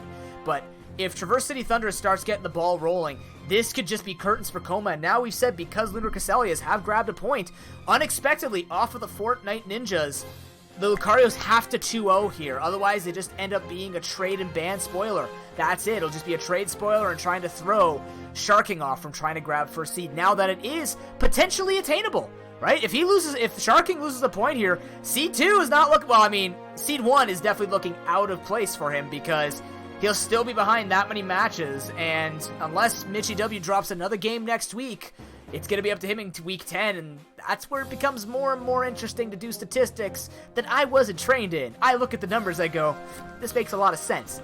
Bam! See all these numbers on your screen? They're just there for the random person other than Lukeman who has studied statistics, who can actually understand, does this actually matter? It doesn't matter. Well, it matters to me because I just like looking at numbers. It looks professional, doesn't it? I want a better screen, by the way, that'll just make things look better on this, rather than just being a Microsoft Excel sheet.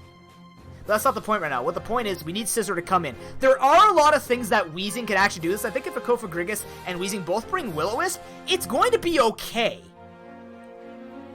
It's going to be very okay. I think, like, there's enough Pokemon on this team, because he keeps his Celebi, he keeps all of his defensive pokes. I have enough faith that he can get stuff done. Yes, Feeny doesn't feel as free because, again, Alolan Muck makes this difficult. Assault Vest Alolan Muck is pretty standard. So, you gotta be concerned about the gunk shots. You gotta be worried about all this damage. But I think it's still attainable. We've said this every week, right? We talk about it nonstop. The play might not be there, but the team is always there. And it just depends on how much can he actually bring to the table. So, if he can bring enough to the table, then he's going to be okay. But it comes down to that, and it's going to have to be shown against probably not the team you want to show it against, but hey, we can't help that one, right? You don't pick your battles. If you're going to be the best of the Pro Pokeball, you got to win against everybody. You got to at least show a good enough showing when you're brought to the brink of destruction. This is do or die for Las Vegas Golden Lucarios on the close side versus the Traverse City Thunderous on the far side. That is a lot of great defense I see coming out here from Las Vegas. They have that flexibility. They have the switch if they can actually threaten a lot of Pokemon. But we do see that Aggron. That was another Pokemon we need to see weakened. So, Alolan Muck and Aggron need to be checked. That Alolan Ninetales means nothing as long as it gets Bullet Punched before it goes for the likes of these screens.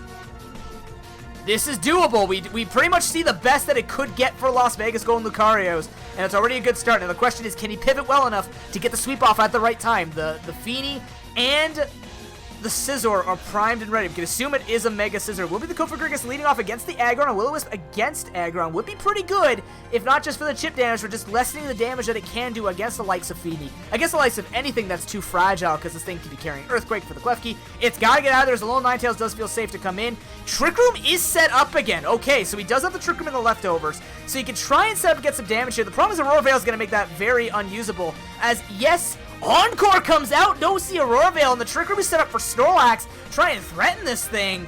That's going to be an interesting amount of damage you might not want to take, but I mean, it doesn't matter if the Alolan Ninetales gets damage. As long as it doesn't get killed and get the Aurora Veil off, the damage on this thing is minuscule. You just need that setup. He's going to go for the 8-turn setup. The Gyarados is going to come in instead. We've seen this before, as Curse does come out from Snorlax. It has 2 turns to play around with this.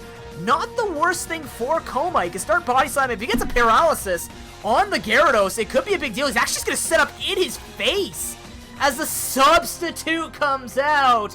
Is that a sub-DD Gyarados we see? That's even more safety for the likes of a sweep, but the Body Slam will happen as Dragon Dance will come out. Now, we don't know how much this damage will do from the Waterfall, but it's outside of Trick Room, which means now Gyarados, Murderfish, starts doing more things. Substitute can happen. The Body Slam will keep threatening it, though, and the worst part about this is he's going to keep healing slightly, but how far do you go until this thing just keeps trying to punch you? Because you can switch back into Aggron now. Yes, a Paralysis would be great against Aggron, and he does indeed get it. So now, as silly as this sounds, Aggron's feeling more comfortable with the fact that it cannot be burned, so Mega Aggron will get a lot of value. If it is Mega Aggron, it could be Mega Gyarados. Oh no, it's the leftovers. What am I saying? I keep doing that. It's Mega Aggron. It makes the most sense anyways, but no burns, so he feels cool. He also knows that there's no Will-O-Wisp most likely on that Cofagrigus. He now Megas, he sets up the rocks. Celebi comes in. Earth Power, my friend, not going to do the greatest amount of damage. The best you could hope for is a bunch of special defense drops with him getting Parahacks. Alolan Ninetales once again puts in the threat with Blizzard, but also could just go for the Aurora Veil. And here comes the Aurora Veil, because Blizzard otherwise is just going to hurt too much. Klefki will make its way in. I do actually like this play. Yes, the Aurora Veil's up, but now you have to be concerned with Gyarados coming in. If Thunder Wave flies out, Rhyperior will have to check for this, because Thunder Wave could come in. Ooh, the Reflect. Nice prediction by Las Vegas. We got the bottom of the standings showing up this week. As now the Reflect comes in, the Celebi is going to make its way in. These are all great choices. It's Rock Polish. This is an offensive Rhyperior, ladies and gentlemen. That could even be a weakness policy Rhyperior with Rock Polish, because it's doable with Filter behind the Aurora Veil. It's going to get that free setup, but Alolan Ninetales will have to come back in. Doesn't want to risk the damage of the Giga Drain or a Leaf Storm potentially, but that's not too bad. It does deny a lot of the damage, and maybe we don't see Fire. We might just see Fire Punch. We don't know about Mega Horn yet, because he might be assuming that maybe something like the Gunk Shot from Alolan Muck or Crunch from, or maybe even Bounce from the Gyarados could be doing enough. Feeny does come in, as the Blizzard will be flying out. Won't be doing too much yet. No freeze either, so not too bad. The Reflect is still there to deny a few Pokemon, but the Alolan Muck still doesn't care. If it goes for a knockoff, it's going to be great. Moonblast, very wisely used here just to get the damage off, knowing that Alolan Muck's probably going to be coming in. And these are good switches by both players. They're playing it out the best that they can with the resources they've got, and so far we do see Las Vegas holding their own, not rolling over. And this is the point, usually when we look at the battles, where it starts getting dicey, but nothing's been set up yet, nothing's being forced. So we haven't seen any unforced setup errors from Coma yet. The Scizor will make its way in. If we see a Fire Punch finish, it'd be great. Knockoff does come through. That is a Mega Scizor. Now we have to be worried, because we did say Fire Punch could be run on a Alolan Muck. And that Aurora Veil's up for another turn. You don't want to see it die, but it depends on whether or not you want to check it. I mean, I like the check. If he's got Roost, might be a okay thing too, but Mega Aggron will come in. It does have to be a superpower used. As Swords Dance comes in, Fire Punch Aggron is a thing, but you don't even want to just take the damage from it. This is the Sweep and Poke, and the worst part is no burn and no damage, and Filter is going to be feeling wonderful. By the way, it's Solid Rock ability on Rhyperior. I get that. It's the same freaking thing. It's not like Huge Power and Pure Power. It actually is different. They are the same thing, Solid Rock and Filter.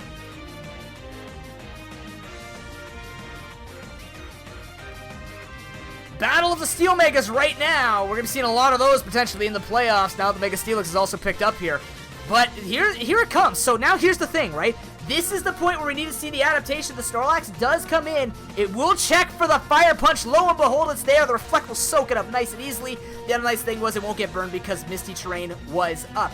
Lone Ninetales has to come back in. The curse comes in. Now, this is the recycle set, most likely. The scary thing becomes, though, if you start taking too much damage, the Encore will happen, which will now give Sharking the advantage to switch out, or even just go for the Aurora Veil first and foremost, and then get another Pokemon in which do a lot of damage. But it looks like Koma doesn't really care. He wants to stay in here. He'll take the Encore. I think he's stuck for one more turn. I think it's set at 4 or something like that. Oh, that's actually terrible. He's not going to be brought into range. This is dangerous. He tanks up that hit really well. Is that Thick Fat? That could be Thick Fat, actually. But he's just stuck because it's faster. It's not going to do anything. He's going to be stuck in here. It looks like actually a Thick Fat Snorlax, though. Because it's taken that Blizzard really well. And now he's outside of the hail. Which is kind of interesting, actually. I kind of do like if it is indeed Thick Fat. That's kind of cool. Because it does mean he can set up on the Alolan Ninetales. That will take them time to think, because Rhyperior can still come in and set up, and the Cofagrigus will be coming in as well as the Rhyperior. So most of the hits, yes, Earthquake will hurt. Rock Blast, I believe, is not a contact move, so won't have to worry about Mummy, because losing Solid Rock kind of sucks. But he is behind the Aurora Veil for at least 4 more turns. I still think this is going to be the same moveset we saw last week with the Trick Room Nasty Plot, which I think Nasty Plot does more here because it will be more raw damage. The Alolan Muck will make its way in, though, as the Nasty Plot just flies in. Now, this is not a great place to stay in here because getting rid of Poison Touch, not a huge deal. Getting damage on this Alolan Muck is not going to happen. But now Alolan Muck is in for free. Another knockoff comes for free, so something might actually have to be sacked. We might just see the Snorlax drop here or something, because at this point, it's getting dicey. Having said that, Klefki can still do okay without its item.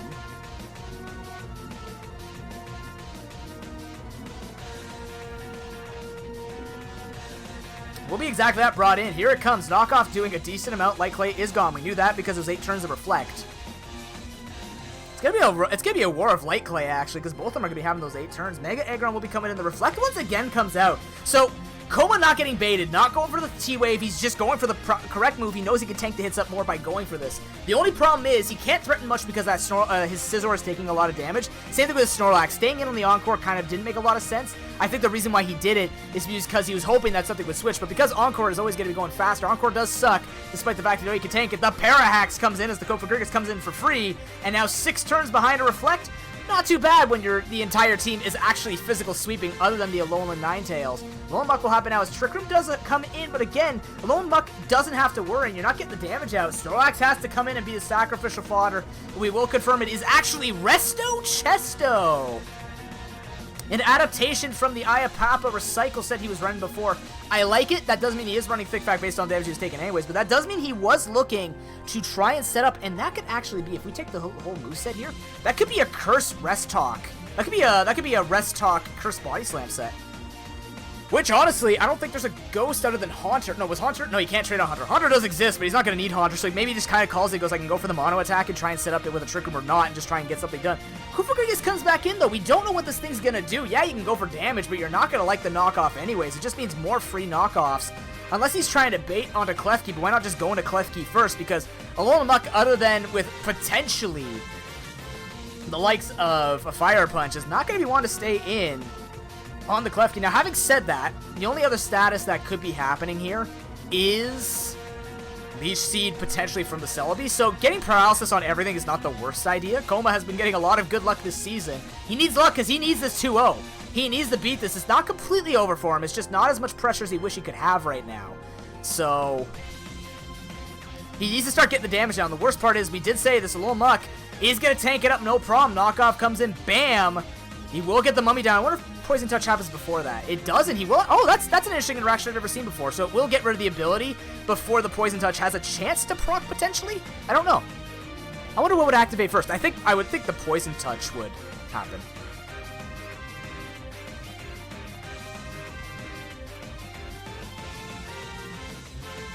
But either way, so now the knockoff comes through. The Reflect is also gone. He can try and get this damage down, but it's not going to matter much. Maybe he's just not valuing the Cofagrigus anymore because it did okay against the likes of Rhyperior, against Aggron, stuff like this. Ooh, okay, Pain Split. That's a good heal off of him. That's a decent chunk of damage. That actually would have been really good because that means he actually moves first, which would have gotten a lot of healing against the likes of Alolan Muck. But now he's outside of the Trick Room.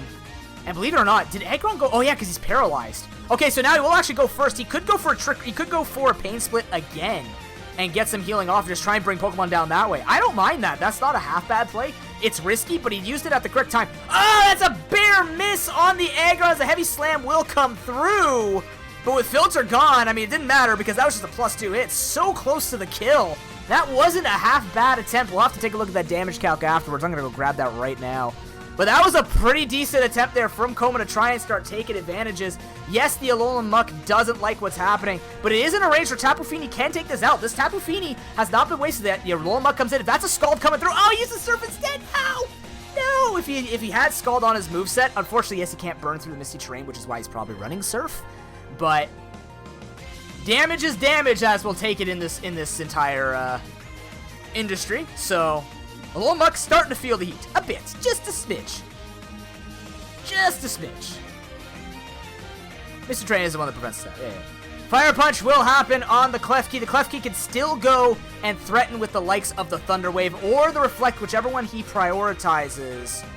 The Alolan Ninetales will be the one to check it, as it will kill. Actually, it won't kill, but the Reflect will come up, and now it will be one more turn where Klefki gets to do something, and it will opt for the likes of the Hazard, so we'll die for this. Now, this implies... Now, this would have actually been a pretty good play to begin with if Koma was doing this earlier with the Hazards, because that would have been a lot more damage we would have to deal with. HP Fire as he tries to set up, and that's going to be game. The Fini can't do it by itself. The Celebi does not want to be able to do this. Yes, the Fini can come in. It's just going to be taking a bunch of damage. Yeah, you get Misty Terrain. If you get... Oh, you can't get Frozen. He's in the Misty Terrain.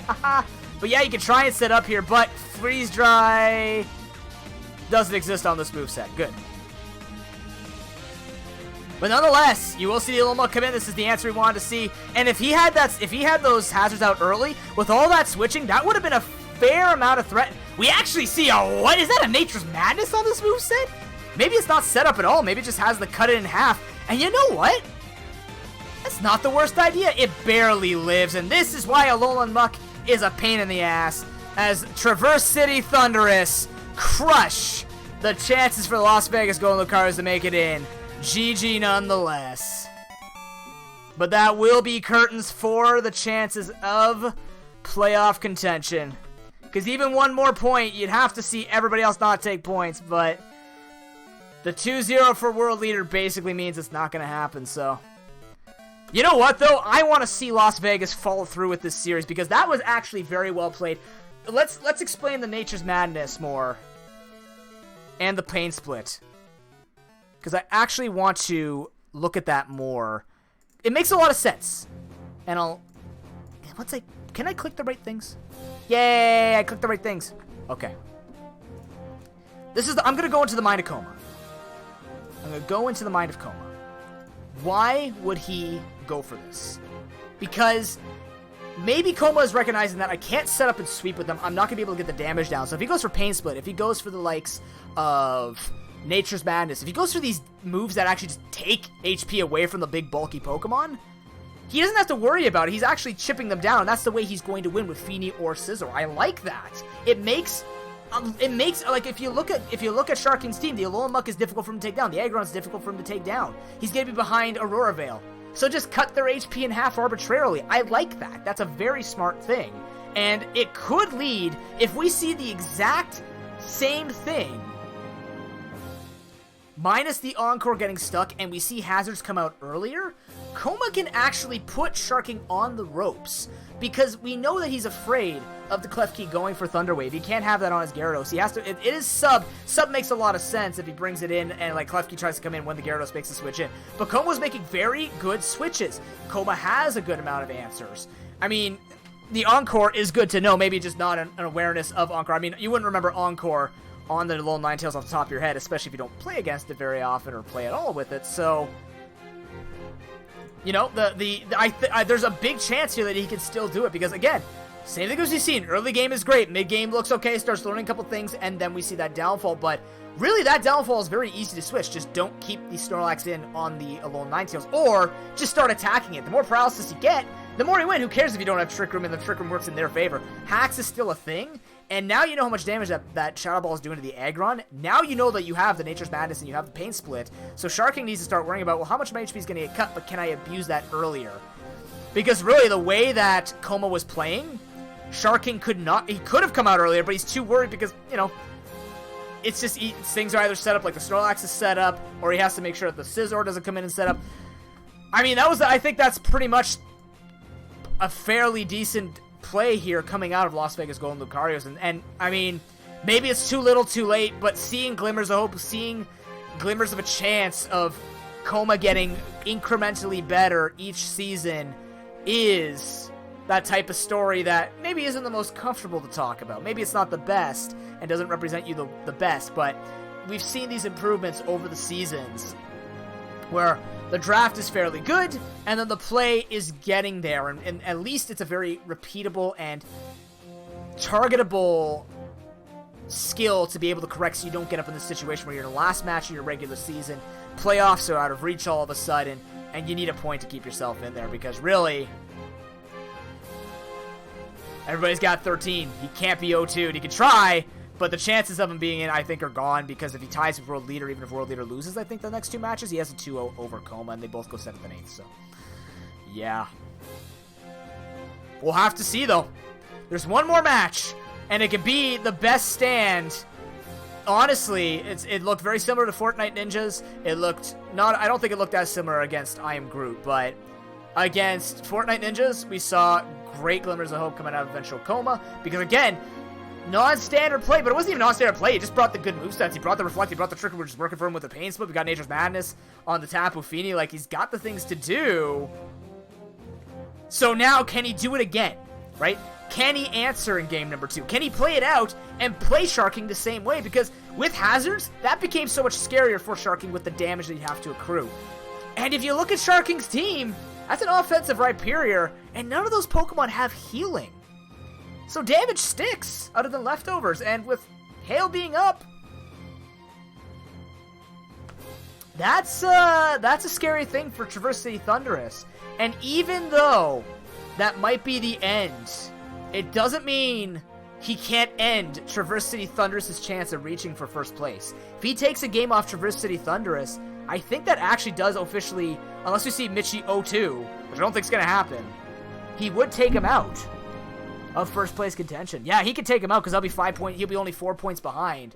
Or sorry, if he takes the 2-0 today, he's only 2 points behind, which is scary for Mitchie, but also scary for Manchester Manetric. But taking him down a peg means that Manchester and Traverse City Thunders are both fighting for that second seed. Like we said, top 2 have a really comfortable time in the playoffs. Top 6, you gotta fight. We have it. I think honestly, of all of the matches against in relative skill, this is the match where I actually think Coma has the best, and that's not just saying it because it's his last game. It's legitimately because I think he has the best match. He's brought the best things, and he has the answers for it. So I think this is his time if he does indeed bring it. So last battle of the night. Can Traverse City Thunders hold on to the 0-0 over the Las Vegas Golden Lucarios upset? We see a Caracosta and a Stoutland come out. This is going to be interesting. He still has, well, he only has one Pokemon that's going to be having the HP in Nature's Madness on the Tapu Fini, but let's see if these actually bring a thing. Caracosta is another sweeping Pokemon. As a Snorlax, I mean, the nice thing here is if he gets the speed, he might be able to outspeed and not get Encored nonstop. He still has to worry about the prediction. Stoutland's going to lead against the Aggron. Fire Fang comes through. If he gets a burn, it'd be a nice cheeky little thing. 10% on both ends don't happen as the rock's going to be set up. Filter, keeping Mega Aggron very safe, but good to know that the Fire Fang is on the Stoutland makes the most sense. He will be running Intimidate, obviously, because you saw it. But Gyarados feels pretty safe here as Bite comes out. He's actually just got nothing but Fang moves on the Stoutland. I feel like this was a meme set he didn't expect to bring. If he went for Fire Fang, if he goes for Ice Fang and gets the freeze, he doesn't get anything as the Earthquake actually comes in, I guess, predicting the Klefki. That might go for the Thunder Wave or the likes of the Caracosta. He's actually just going to be trying to flinch his way to victory as Dragon Dance does come in. We don't even see Traverse City Thunders going for substitutes, despite the fact he knows the damage. There it is, as Ice Fang is going to miss. That's not even a thing. First of all, it's not even going to break the sub, but second of all, missing on a 95% feels bad. And I think that's just going to be game at this point because, you know, you're not breaking the sub, and plus 6 DD is a very easy thing here for Sharking to do. Yeah. I mean, to be honest, we did see good potential. You might be out of the playoffs, but the potential was there for a good match, as Sharky's going to spare us half the length of a Sweet D match. It's just going to start sweeping at +3. The Aqua Jet will come in. It does break the sub, but the Earthquake will one-shot Caracosta. And, you know, I think Feeney's the best bet here. Klefki will come in, try and go for the subs. This is actually not too... Or we'll go for Thunderwave. It will get the para, but, I mean... Traverse City Thunder's just try and risk it. Hope to God that Thunderwave misses or just will care. Reflect will come in. +3 still doesn't care. Oh, man. As he is going to be taken out trying to go for the offensive attack, as we pretty much figured. As now Scizor has a chance behind the Reflect. Waterfall is going to potentially flinch. No, it doesn't. Swords Dance does come in. Maybe we see like a super mega crit from it. Or maybe he just gets Parahax. He doesn't end up going for the Bull Punch. Actually, if he gets Parahax here... Nope, just kidding. Oh, he lives with a percent! Oh! Now, it's not the end. Don't worry. Just because he's at +2 doesn't mean he's going to win. But, hey, you know what? Being at a percent, little Ninetales can just come in, drop the hail, and have this thing killed off. Unless Roost comes out of this Pokemon. But, you know, a +2 is going to have to get... Oh, my God, he has Bug Bite. God dang it. I don't even see a superpower damage check, but, yeah. Yeah. Celebi has Earth Power, Feeney has nothing left for this, and it's just going to be the slow roll here. Sharking's going to have to sit through this entire match. He's going to have to earn that final 2 points for himself, but, that crit Earth Power is not going to shake up Traverse City Thunder's chances here. Just goes for it.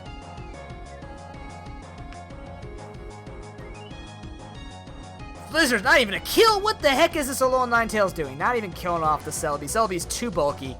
Gonna have to concede now. If he doesn't win in 25 turns, the game should just be basically over in favor of Las Vegas Golden Lucario's. But to be real, Las Vegas don't see a chance. They try. I mean, honestly, there was a chance. The Blizzard comes in. Don't freeze him to boot. God bless. Thank you. Little Ninetales will drop. But it is up to the Aggron. It is up to the Alolan Muck. Everything in here. Serena doesn't even have to make an appearance on today's episode. We're probably going to see a Rock Polish weakness policy set up here. Bam! We call... Oh, never mind. It's a Z move, as Continental Crush will be the finishing touches on the season. GG. With that 1-1, the tournament at the top becomes more interesting as we see 2-0 for Traverse City Thunderous.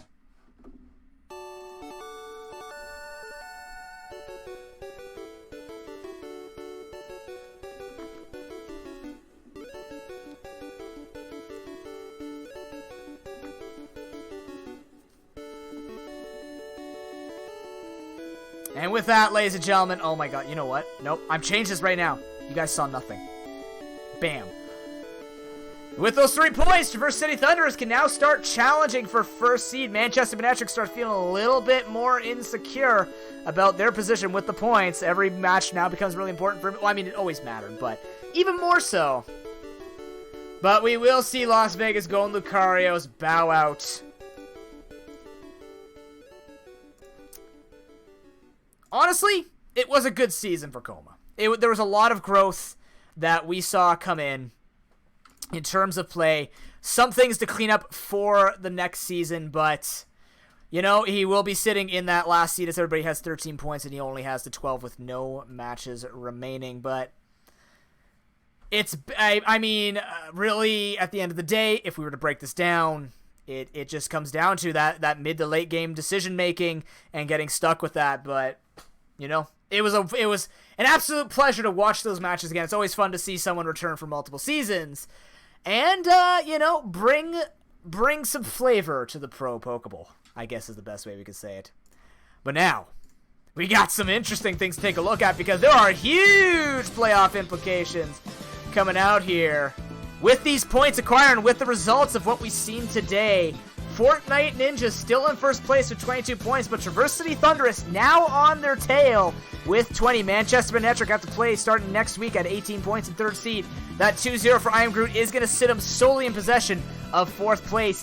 Golden State, Granitas, Ludicrous, Ice Cold are all going to be duking it out with their last matches. 3-way tie for fifth. And Las Vegas Golden Lucario's can still disrupt the trades week by week by just trading out Pokemon. But that will be the end of their season. Next week, what are our matches? Stevie didn't put the sheet up. Week 9, it will be Ludo Casales versus the Golden State Greninjas, Manchester Benetric versus Fortnite Ninjas. That's going to be an interesting one. And Traverse City Thunders versus Ice Cold. Initiator needs to start making his run for playoffs. And it's going to be, once again, another person running to try and get as many points as they possibly can against Sharking. Sharking, you seem to be the gatekeeper. But not even a real gatekeeper, because you're not at the bottom trying to stop people from getting in. You're actually trying to interrupt people. But yeah, nonetheless, thank you very much for watching the Pro Pokeball, ladies and gentlemen. We'll be back next week, September the 18th, 7:15 p.m. Eastern Time start, and we'll be bringing you those 3 awesome matches. Thank you very much for watching. Now, if I may, ladies and gentlemen, I do have one more thing I would like to talk about tonight. This was actually a not a tough stream for me to come onto. I'm sorry to change the tone really quickly, but unfortunately my great uncle passed away today. He basically sustained a big injury, and he had complications, and he was given days, and he only had 1 day. So I wanted to come on stream because the first thing that I always think about when it comes to stressful things in life is coming on to stream. So, the Pro Pokeball, all these events, we'll have to see what the schedule looks like for Saturday and Sunday, because I don't know when the funeral is going to be. It could be anywhere between Saturday and Tuesday. But to everybody who does come out and makes the show great, and you guys make this a good thing to come to get away from super stressors in life. So thank you very much for making the stream awesome, as always. And you'll be hearing from me soon about the thing with Fedora Gaming or Jet Punch may have to be switched, but also next week the schedule might look a little differently. It might also switch up when we start the charity events. Extra Life 2019, by the way, I did update the... Let me grab it for you right now. I did update the link and the page, so if you guys would like to go take a look at it. It is for sick kids. It's Sick Kids Hospital. We're doing it again. Let me see if I can grab it right now. But yes, thank you for making it something that I always feel comfortable coming back to. And, it really is... the reason why I don't take time off of streaming with times like these is because this is not just a coping method, but it does feel very safe, because we have an awesome community here. No matter how much we joke about it, we have an awesome community. So, yeah. Thank you very much, guys. I appreciate it. It was a sudden thing. He always talked about how the only thing that hurt was his knee. He would always say, "My knee hurts," when you'd asked how he was doing. And he'd say that for decades. A super positive guy, always there for his family.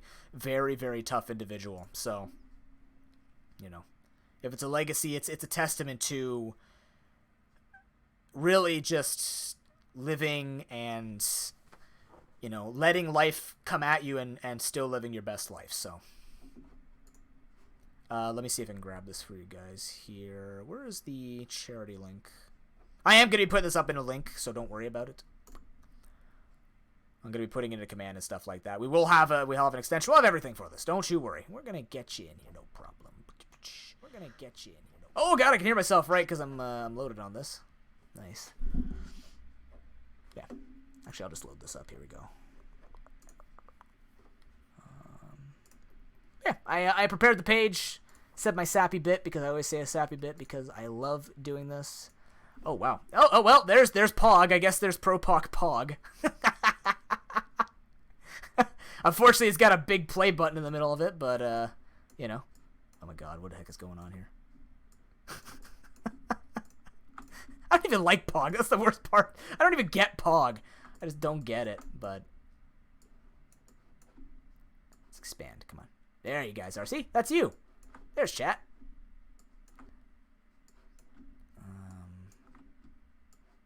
We're getting there.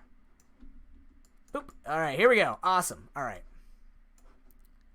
So the page is up. If you guys would like to make a donation, I'll be posting that in Discord as well as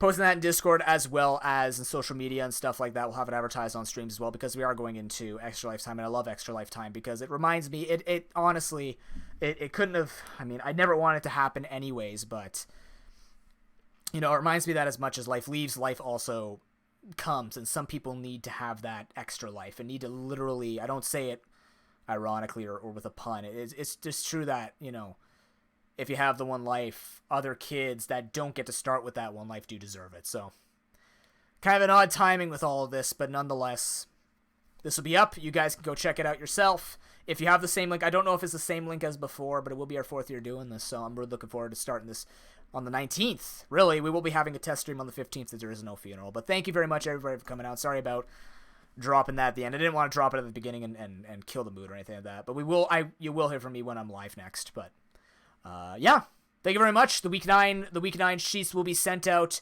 fairly in a couple hours or something like that after the stream. So thank you very much for coming out, guys. Let's go find someone to host.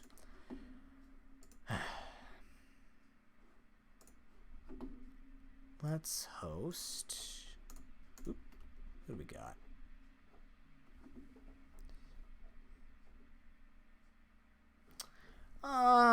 We got. Darn, that Pokemon speedrunning's not there. Let's go host Kyoshi Kid. Kyoshi Kid's a guy I've been watching for a little bit now. He's a very positive individual who I think has just started streaming. I think it doesn't seem like he's been on for long, but nonetheless, he's an awesome guy. He's an awesome guy. Very calm, very relaxed environment. So make sure you guys go check him out. But yeah, we'll see you on the next stream. Thank you very much for coming out, guys. Take care and peace.